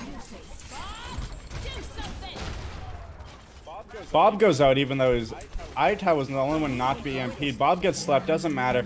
Epsilon gets Nano. Dragon comes out, just creating space right there. Nathan still picking off one at a time, trying to get through that shield. Excalibur spacing himself pretty well. Andy going around in circles. Itai absolutely harassing Fox Robin Hood there. Andy goes down. Excalibur pops his ult there, just trying to get some extra damage out. Excalibur is trying his damnedest to stay alive right now. Gets taken down to Watts. Of all people right there. Okay. Resonance is playing like the Philadelphia Fusion. They're coming up clutch when it actually matters, because they all of them. Okay, that was a 5-man EMP, and the follow-up was coming in pretty quickly. So the fact that they were able to pull out of that fight is pretty insane. And now I don't. Absolutely. And now we're gonna have to see the same amount of clutch play coming in from Hanamura Hellhounds if they really want to win this one. This last push determines who wins the finals. Yeah, 100%. If Gab can take out, Nathan went down, Itai went down. If with Nathan down, Epsilon gone down, I have a feeling that Hellhounds will be able to take it. However, Trance was slowing them down for sure. Excalibur, Andy and Spencer just in the corner there. Andy got nanoed. Andy goes down. Fox Robin Hood goes down to Nathan, who switched off Widow. Gab goes down to Itai, who switched off to Doomfist there. Excalibur just trying to buy time by knocking people around on the point there. However, it seems like Resonance will be able to take it. There we go. It was a very close. Wait. Draw. Does this mean an extra map? I thought Resonance was going to win this because they managed. How is that a draw? Looks like we're going to another. Looks like we're going to Control. Another map. Yep, we're going to Control 8-man series. Let's go. Sorry, 8 map series. Is it Control or Escort? It's Escort. Did I say Control? You said Control. My bad. We're going to Escort. All right. Final map, guys. Wow, what a showing. I thought Resonance had that there, but it was the managing to pull it out of their ass at the last moment. No, it's... Excuse the language, but they really did. Yeah, definitely. But you know, it's still very impressive from Resonance because they're able to keep the series going. Oh, absolutely. I thought Hellhound was gonna have that on the push where they got the 4-man EMP hack, but EMP. Thank you. Yeah, and because of that, they like if that. All right. It's because of like them surviving that fight essentially won them the map, or I'm sorry, drew them the map. A lot of that, a lot of that's down to Nathan. Nathan absolutely came out clutch there. When he switched to Widow there, that's when we saw the real tide turning. Like Hellhounds was steamrolling up until as soon as Nathan switched to Widow. Like I don't want to just compliment Nathan all night, but we really saw a shift there. Yeah, 100%. He is EMP without a doubt. If Resonance wins the series, and it's gonna be Havana. So Havana is gonna be very good for these more pick comps / bunker comps with the Arista Hog in the mix. However, it's also certain parts of the map are also really good for for the multi-DPS comp. So it's going to be really interesting to see what's run here. But something that, if you're a Resonance fan, something that you should be excited for is those long sight lines, which are going to be really good for Widow and Hanzo. So, something to really look forward to. Anyway, the score is 3-3, and the last map was tied. 8th map we are in.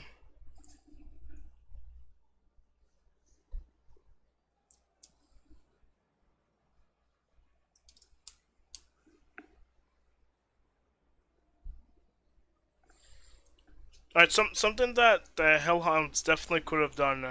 They definitely... again, it comes down to them... taking a bit too long to adapt to the situation. And alright, the thing is that they did a good job against the rest of Residents. It's just that they couldn't clean up the fight. It's like they're going to sweep up the remaining stragglers for Residents, and then they don't know how to use the broom. Or the broom starts fighting back or some crap. They just can't finish the fights at all. And that's shown to be a massive problem, because then you have stuff like that where they're not able to close out the series in time. Absolutely agreed. This is a lot closer than what I expected it to be. Well, what was your expectations? I expected Hellhounds to win, but I'm glad I'm proven wrong. But here we are on the newest map, Havana, and I'm excited to see. You're not proven wrong just yet, as we still... Not just yet, but I expected Hellhounds to win with a bit more ease, because they've been taking it throughout this entire tournament. Yep. However, Resonance is proving to be a very mighty foe. Yep, I said it coming into the series. They are a very underrated team that I feel like people haven't seen their maximum potential. And do I think we're seeing both of the teams' maximum potential here? Probably not. We'll see that at the end of the season. But for right now, both of the teams putting up a very good display. Absolutely agreed. I'm excited. What do you think? Who's going to take this map here? Who do you think's going to come in clutch for the tournament here? It comes down to, like I said last map, it comes down to whoever manages their ultimates better. Here in this map, I feel like it's going to come down to whoever adapts and reacts to the situation better. I will say this is a very hard map to assault.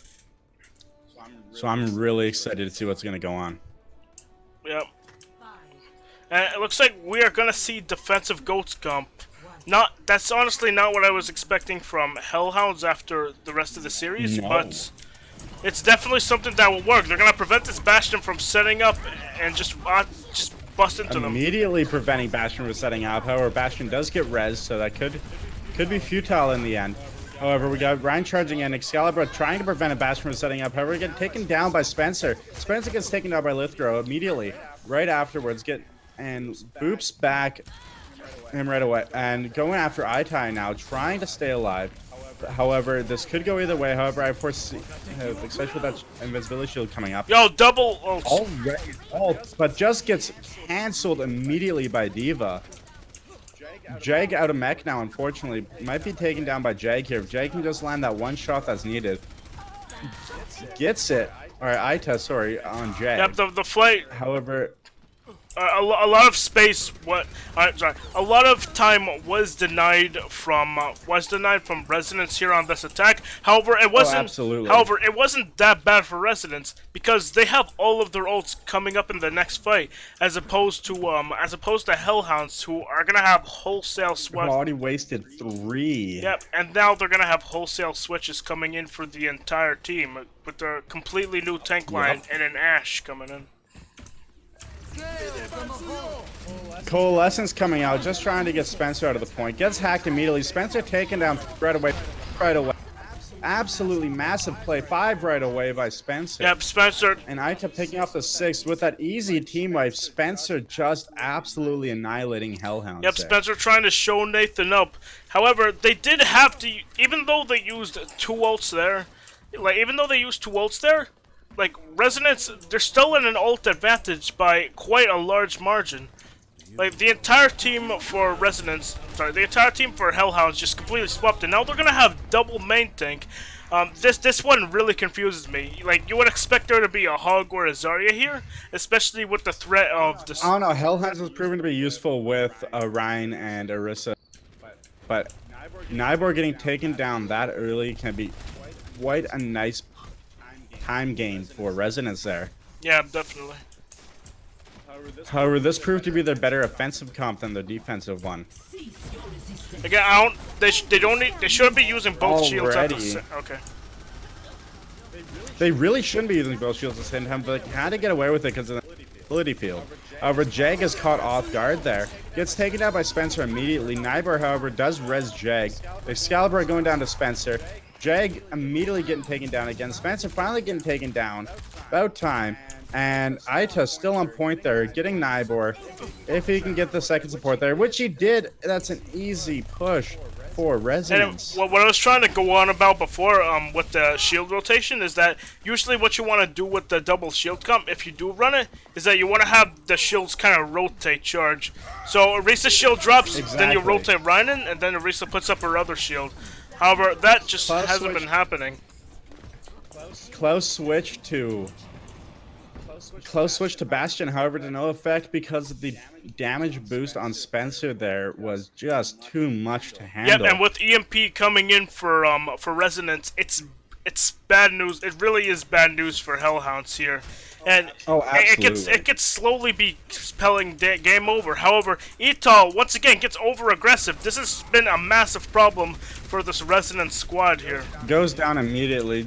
Tried to get pulled off cart there. Spencer said no, and just as laying down the line. A massive EMP from Hellhounds there. Klaus gets a kill. Klaus gets another kill. Counter Dragon just to try to hold them back. Aita wasted his ult more or less. Should have saved that for a better point in time. Goes down. Nybor goes down to Spencer. Spencer's set up, waiting for them to get over aggressive. However, Hellhounds refrains from doing so. Yeah, both teams kind of had a bit of an ult disaster where they used some ults where it wasn't necessary at all. However, both teams did it, and it wasn't just one team, so it's not going to be as impactful. What an EMP from Nathan right there, absolutely destroying the defensive position. Spencer going off with his ulted on Bastion there, absolutely just pushing them right back. Nybor just out of position completely, gets taken out by Spencer. Spencer's just going to reset up there. Orisa's just getting ready to put his ult. Lithgow is just timed and waiting just to hack that Bastion out of that position. Yep, and now it's going to be very hard for Hellhounds to set back up here. They're going to try and use... Lithgow gets hacked. Hellhounds set up in the corner there. Klaus just going ham. Takes down Epsilon. First thing he does, Aita goes down as well with his ult in tow. Ooh, this is Spencer going down. Aita gets rezzed. Doesn't matter. He has his ult ready to go at any moment now. It's not too horrible for Resonance here, though, as they do have a lot of... No. Yeah? What is it? Hellhounds is in the precarious position. No. I said Resonance isn't in that bad of a position. I was agreeing with you. Okay. They're going to use the Dragon to force and split up the positions. However, this cheeky flank coming through the window could change everything if they're not careful. But it doesn't look like that's the case at all. As both tanks go down, Jag goes back up. Klaus gets taken down. Jag out of position, about to get taken down again. Foxtrot then goes down. Jag's hammered down, sees 2 people, but no follow-up on it, unfortunately. Lithgow takes down Andy. Nybor goes down. Jag goes down as well. Unfortunately, it looks like Spencer here is going to be able to clutch up the play here as his team rallies behind him. Setting up again. It looks like Hellhounds unsuccessful to be able to hold. EMP just to slow down anything. They're coming out. Excalibur goes down to melee from Sombra. Winston, Jag goes right onto point there, just trying to buy some time. Massive hack from Lithgow there. Probably going to push them back, and that's a successful stall from Spencer almost gets taken down. Unfortunately, Klaus gets taken down before he can finish him off. Lithgow just absolutely just saying no. Absolutely was the MVP of that hold there, but Spencer, unfortunately, can just absolutely annihilates any chance they had there. Jag getting taken down immediately. Klaus getting taken down immediately. Getting taken down absolutely quickly by Epsilon.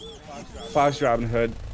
Valiant effort, but no available. Lithgow goes down before he can even say hello. I'm trying to. And that is a successful push. I'm trying to figure out how none of us realized Andy was on Mercy the entire time. I figured it out. I just didn't point it out. But yeah, I guess you're right. It never even clicked. Yeah, it doesn't. Yeah, and Epsilon on the Orisa as a flex thing makes a bit more sense, but. You know, we have interesting strats, but I guess it doesn't matter too much because they made it work, and they made it work pretty well. The only thing is that their focus fire wasn't good enough to prevent the heavy amount of stall coming in from Hellhounds.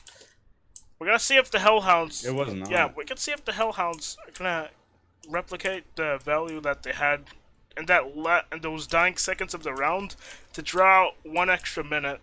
We're gonna see if they can replicate that value on their attack. I have a feeling Resonance is going to be able to pull this out of them, though.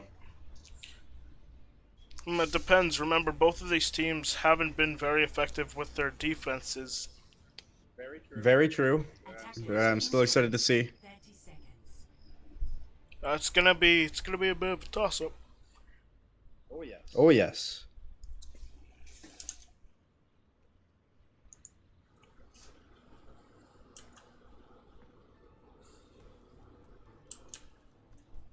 And there we go, Nathan once again on the Sombra. Like EMP is definitely going to be very important for. It's going to be important for both of these teams. However, it looks like for Hellhounds, they're not good. They think they're too good for EMP, and the turret actually got destroyed by the payload pivoting. As they tried to, they kind of missed the throw. Yeah. Setting up right there, trying to get them dragged into position, pulling Bastion away from where he likes to set up naturally. Fortunately, that didn't work out as they weren't able to follow up with enough damage. Orisa just pulling them off the cart there, trying to get them away from cover. Klaus gets an easy pick on Epsilon there. That invincibility shield coming in clutch from Watts right now. Klaus, unfortunately, goes down. Got hacked and goes down right away. Spencer setting up. Unfortunately, fell off from where he wanted to set up originally. Goes down to Jag right away. Invincibility shield field once again coming in clutch just to buy them enough time to regroup. Dragon coming in, cutting off their back line, unfortunately to no effect. It looks like Hellhound will be able to take this first point here, especially if they manage to get Epsilon down, which should be their main goal right now. However, Nathan is proving that to be difficult by just going around them and absolutely slaughtering. Yeah, the big thing there for Resonance is that they were able to stall it out for. Not only did they stall it out long enough for members to come back to win it, but they also got some pretty important ults online. Even though they just used Bongo, they have a lot of backups in the Valk, Dragon Strike, Ant Matrix. Yep. They even have Tank Form coming up, but the big one's EMP. The fact that, yeah, big one's EMP. Oh, absolutely. I'm excited. And they didn't even need EMP to take out the main tank, but Claus is going on a rampage. Klaus gets taken down immediately by Nathan. Nibor picks Excalibur back up. I try taking down the turret, and a huge couple ults there from Resonance there, seeming to no effect other than Spencer's and Nathan's. However, it seems to not have worked out in their favor, as Andy's the only one left there, picking Nathan back up, right into the invincibility field. Looks like this might be another hold from Resonance. They're falling back. Spencer gonna set up, but is not gonna see much effect as he gets picked and taken out immediately. Yeah, a full hold coming in for Resonance looked like a very real concern for a second, but it did. But no, it looks like they're gonna. However, alright, that hold on first, which first usually goes by pretty quickly. That hold there is gonna put Resonance at a pretty good advantage coming in for the rest of this map. Oh yes. It looks like Hellhound's gonna go straight into the next area here. before Resonance even set up. They're scrambling to get set up here. However, it seems like they will not be able to. Epsilon is already in danger there. That invincibility field once again came in clutch, however, not as much as it used to. iTai falling back, trying to get that res off on close. Gets rezzed. iTai fallen down. I'm surprised we're not seeing Nathan on Widow, especially when there isn't Nathan in the when there is two Widows on the map. Yes, when there is a Nathan in the map. Yes, a Nathan. I meant a Widow. You know what I meant. Yeah. Words are hard. Actually, it's gonna be Ital on that Widow instead. Huge EMP from Nathan, absolutely stopping Hellhounds in their track there. Excalibur falls down, Lithgow falls down, Fox Robin Hood goes down as well. And absolutely, they're just chasing them down. Spencer getting Jag as well. Yeah, it looks like the main reason that they have Nathan not on the Widow here is just because he's such a damn good Sombra.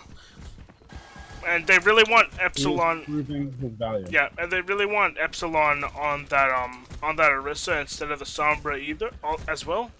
So yeah, this is what they run with. And it's been working pretty good. Ital hasn't been quite as flashy as Nathan has been on his Widow, but looks like he's getting the job done either way. Oh, absolutely.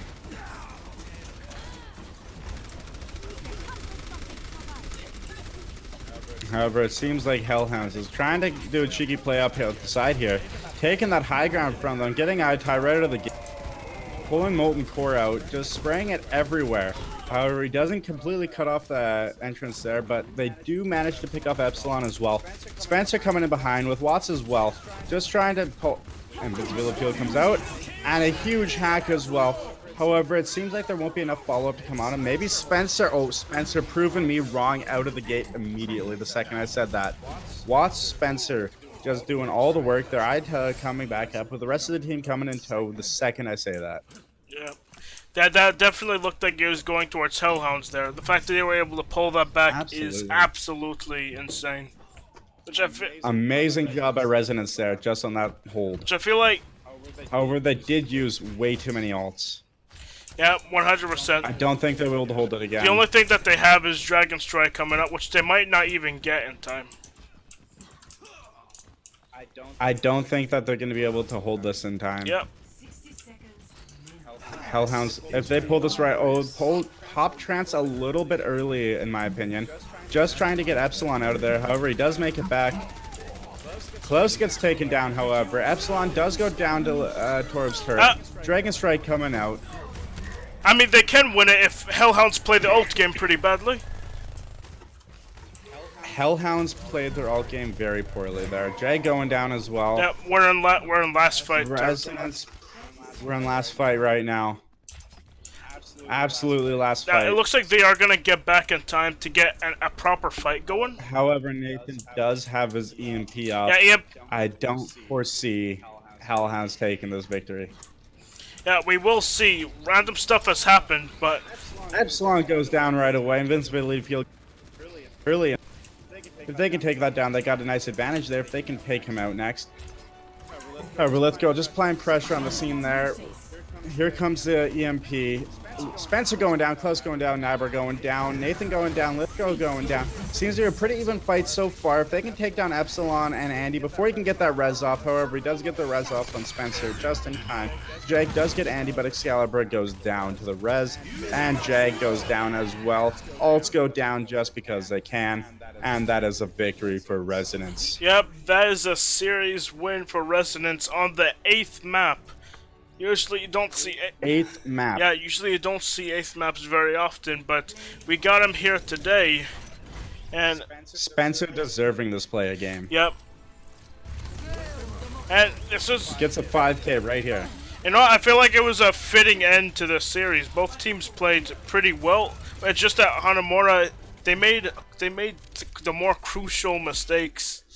Well, both teams played fantastically. Yeah. Credit to both teams for these excellent matches that we've seen tonight. Ended up being a very close series. Alright. Want to try and get an... Who do you vote? What? Sorry? Do you want to try and get an interview in here? Yeah, let's get like Nathan in here or Excalibur. What do you say? Hey, 1 second. Nathan, because of winning team. My God, those were fun matches.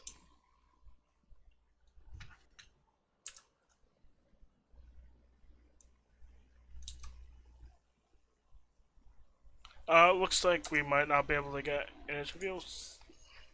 What about Nathan or Epsilon? Alright. Captain of the winning team, come on in.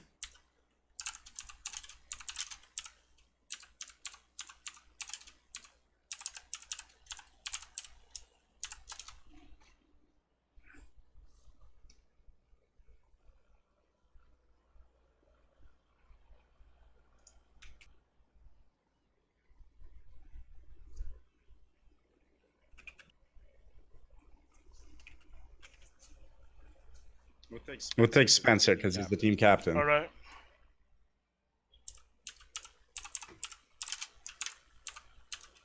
Alright, is there an open chat we can use? I do not know. Give me a second. I don't think so. Might have to get Geo or Alexa. Yeah, there isn't.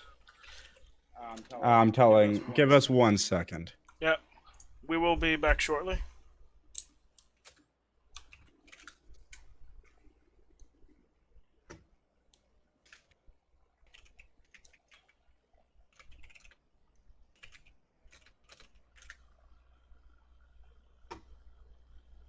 My God, those were fun matches. Yeah, they were definitely really close. I thought, or I had a feeling Resonance were gonna surprise us and win this one out, but I wasn't expecting. Wait, what? What'd you want? Oh, Drive Spencer? Right, Spencer? Yeah, please. Okay, yeah. Hey, Spencer. How are Hey, you what's doing? going on? Good, how about you? Hey, that was a fantastic match you just played against Hellhounds. That was so fun. Yeah, how do you feel after that intense match? I feel great. We lost to a team that they 4-0'd, so we weren't too optimistic going into it, but we pulled together after tying the tiebreaker. Honestly, you guys played fantastic. So did Hellhounds going to that 8th map there. Very rare to see. Those were a lot of fun. All those maps are really close. So it could going to that final map, even the 7th map, where we did not know which way it was going to go, and it was a lot of fun to see. Yeah, we were super into it the whole time. It was really fun. Oh, I believe Yeah, I it. could definitely When you tell. guys were down a map there, what was kind of going through your heads there? So recently we hadn't been playing goats at all, and their goats definitely beat us every time we played it. So we only were gonna play DPS comps, only quad, only triple. We were scared though. We thought they were gonna pull it through, but Yep, definitely knowing I- the history of your team so far in this cup, where you were in OCC 2, and then you got moved up to OCC 1, and still managed to keep your streak up. Like, what does this mean to just the organization and the team getting this victory on what's supposedly the best team in OCC 1? I mean it feels great. We actually went through like 3 different roster changes during the season. I was originally a sub, like, because I was on the higher up team, and then we merged teams. But it feels really great beating the Hellhounds. It was super close. Oh, that's awesome. You guys played fantastic tonight, by the way. Thank you so It much. was a lot of fun watching you guys play. It was a lot of fun watching Hellhounds play as well. All right, one more question.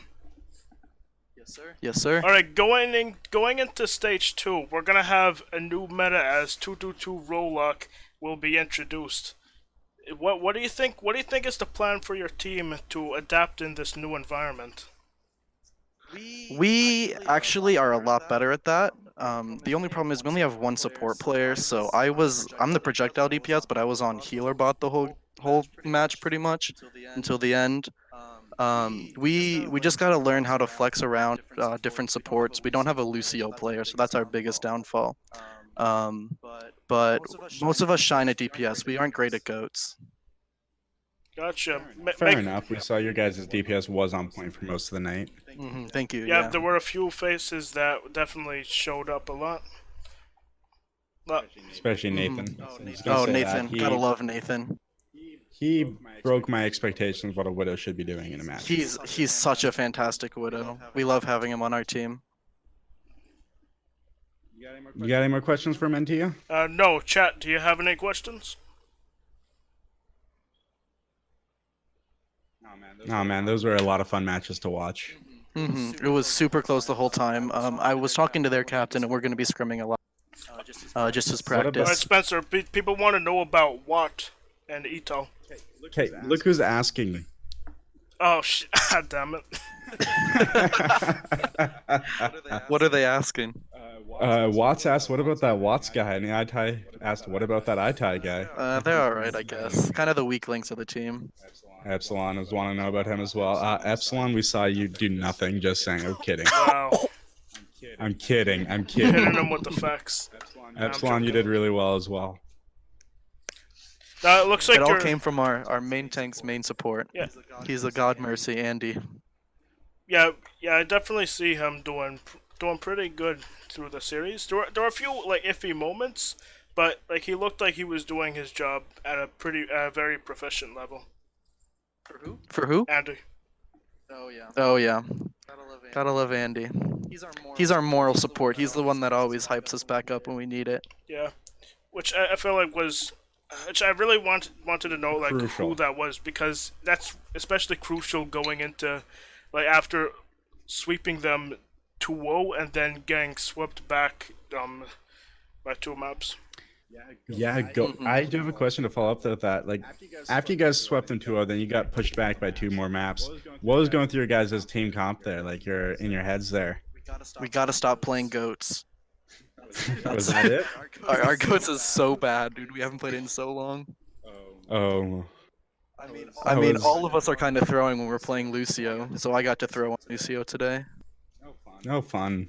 Yeah, love that. Lucio's a lot of fun to play, though. Yeah, it's just none of us are comfortable on him, so one of us has got to Fair learn enough. it. Like I'm gonna make Andy do it. I volunteer you. Oh, he's on Brigbot. Actually, we don't have to play Brig anymore. Unless Brig ends up being a decent flex support. That's true. Yeah, I really like the changes that they did with her. Brig could be very useful in this next comp coming up with the 2-2-2. Yo, you know who I'm excited? We saw those pulse bombs in the first couple of matches. I'm excited for Sigma, you know. And he's not gonna be in. Sigma's gonna be a lot He's of not fun. gonna be in stage 2. He's gonna be in stage 3, but still. No. Yes. But got any more questions into you? No. I don't think I have any more, but once again, Spencer, you guys played really well today. So did but you guys came out on top. Was a lot of fun to watch. You guys must be super happy right now. Good job, yeah, we're feeling everybody on great. your team. Yep. Thank you guys so much for casting. Great game, Hellhounds. It was super fun. Look forward to scrimming you guys. Alrighty. You Got could anything have. else to add? I mean, if you said rolled and smoked my doggies, it would have made a lot more sense. If it was a roll, I would have said that, but it was super close the This whole is the time. perfect time to air out your team publicly as you can. Yeah, I think I'll not do that. Smart Well, man. as your entire team is in Twitch chat. Yeah, Yeah, they're all judging me right now. oh, Don't of expose course. them. Expose him. Do it. No. But alrighty. All right, it's been great having Thank you so much, guys. Yep. Oh, thanks for joining us, Spencer. Of course. job Thank you again guys for today. having me. Yep. It was a lot of fun to play All right. or watch. I Good should luck say. in stage 2 of OCC. Thank you so much. All right. See you guys. See you. Alrighty, everybody. Thank you for joining us today in the finals of stage 1 here. Excellent matches from Hellhounds and Resonance. Both had great plays. Both were fantastic to watch, and both did fantastic tonight overall. Who's excited for stage 2? Really, I know I am after tonight's performance. Yeah, definitely. We're gonna be seeing more of the play. It's probably gonna get off to a slow start as teams are starting to readjust from the multi DPS goats meta. But after a while, we're gonna see some pretty fierce play as people who signed up for the roles are gonna play what they actually signed up for. So no more DPS mains stuck in Brig jail. We're gonna have people going all out to stage. it's gonna revamp a lot of things. It's gonna be a huge shift, and I can't wait to see all the names that come out of their roles in our little tournament here, because it's gonna be something Yep. special for Who in sure. this map? Who in this match are you looking forward to in the next meta besides Nathan? Epsilon, because he played really well as a tank. So did Andy as an off tank. Absolutely. Excalibur played fantastic as Ryan, and for most of the night there. There's a lot I'm looking forward to from this match alone. Each player performed phenomenally. Only thing I could see that I'd be looking forward to seeing a bit more would be better alt usage and better alt communication, Definitely. because that was ultimately what tilted the tide of each battle tonight. Alrighty. Alright, thank you so much for watching. Remember, don't play Widow in your ranked matches, and next match will be, what will next match be? It's the... I have absolutely no idea. We're moving on to stage 2 here, so everybody stay tuned for the next announcements coming up here. Because I don't think stage 2 has quite been announced yet, because stage 2 is coming with a roll-log starting August 1st. I don't know if any of the matches have been set up yet, as far as I'm aware. But everybody, thank you for tuning in tonight. My name was the Danimal454. You can follow me on Twitter or Twitch at the same handle, and I'm gathered here, and I'm joined with NTU. Where can we find more about you? Twitch, Twitter. Oh, sorry. Yeah, you can find me on Twitch, YouTube, and Discord. Twitch, YouTube, With and the same Discord, handle. NTU.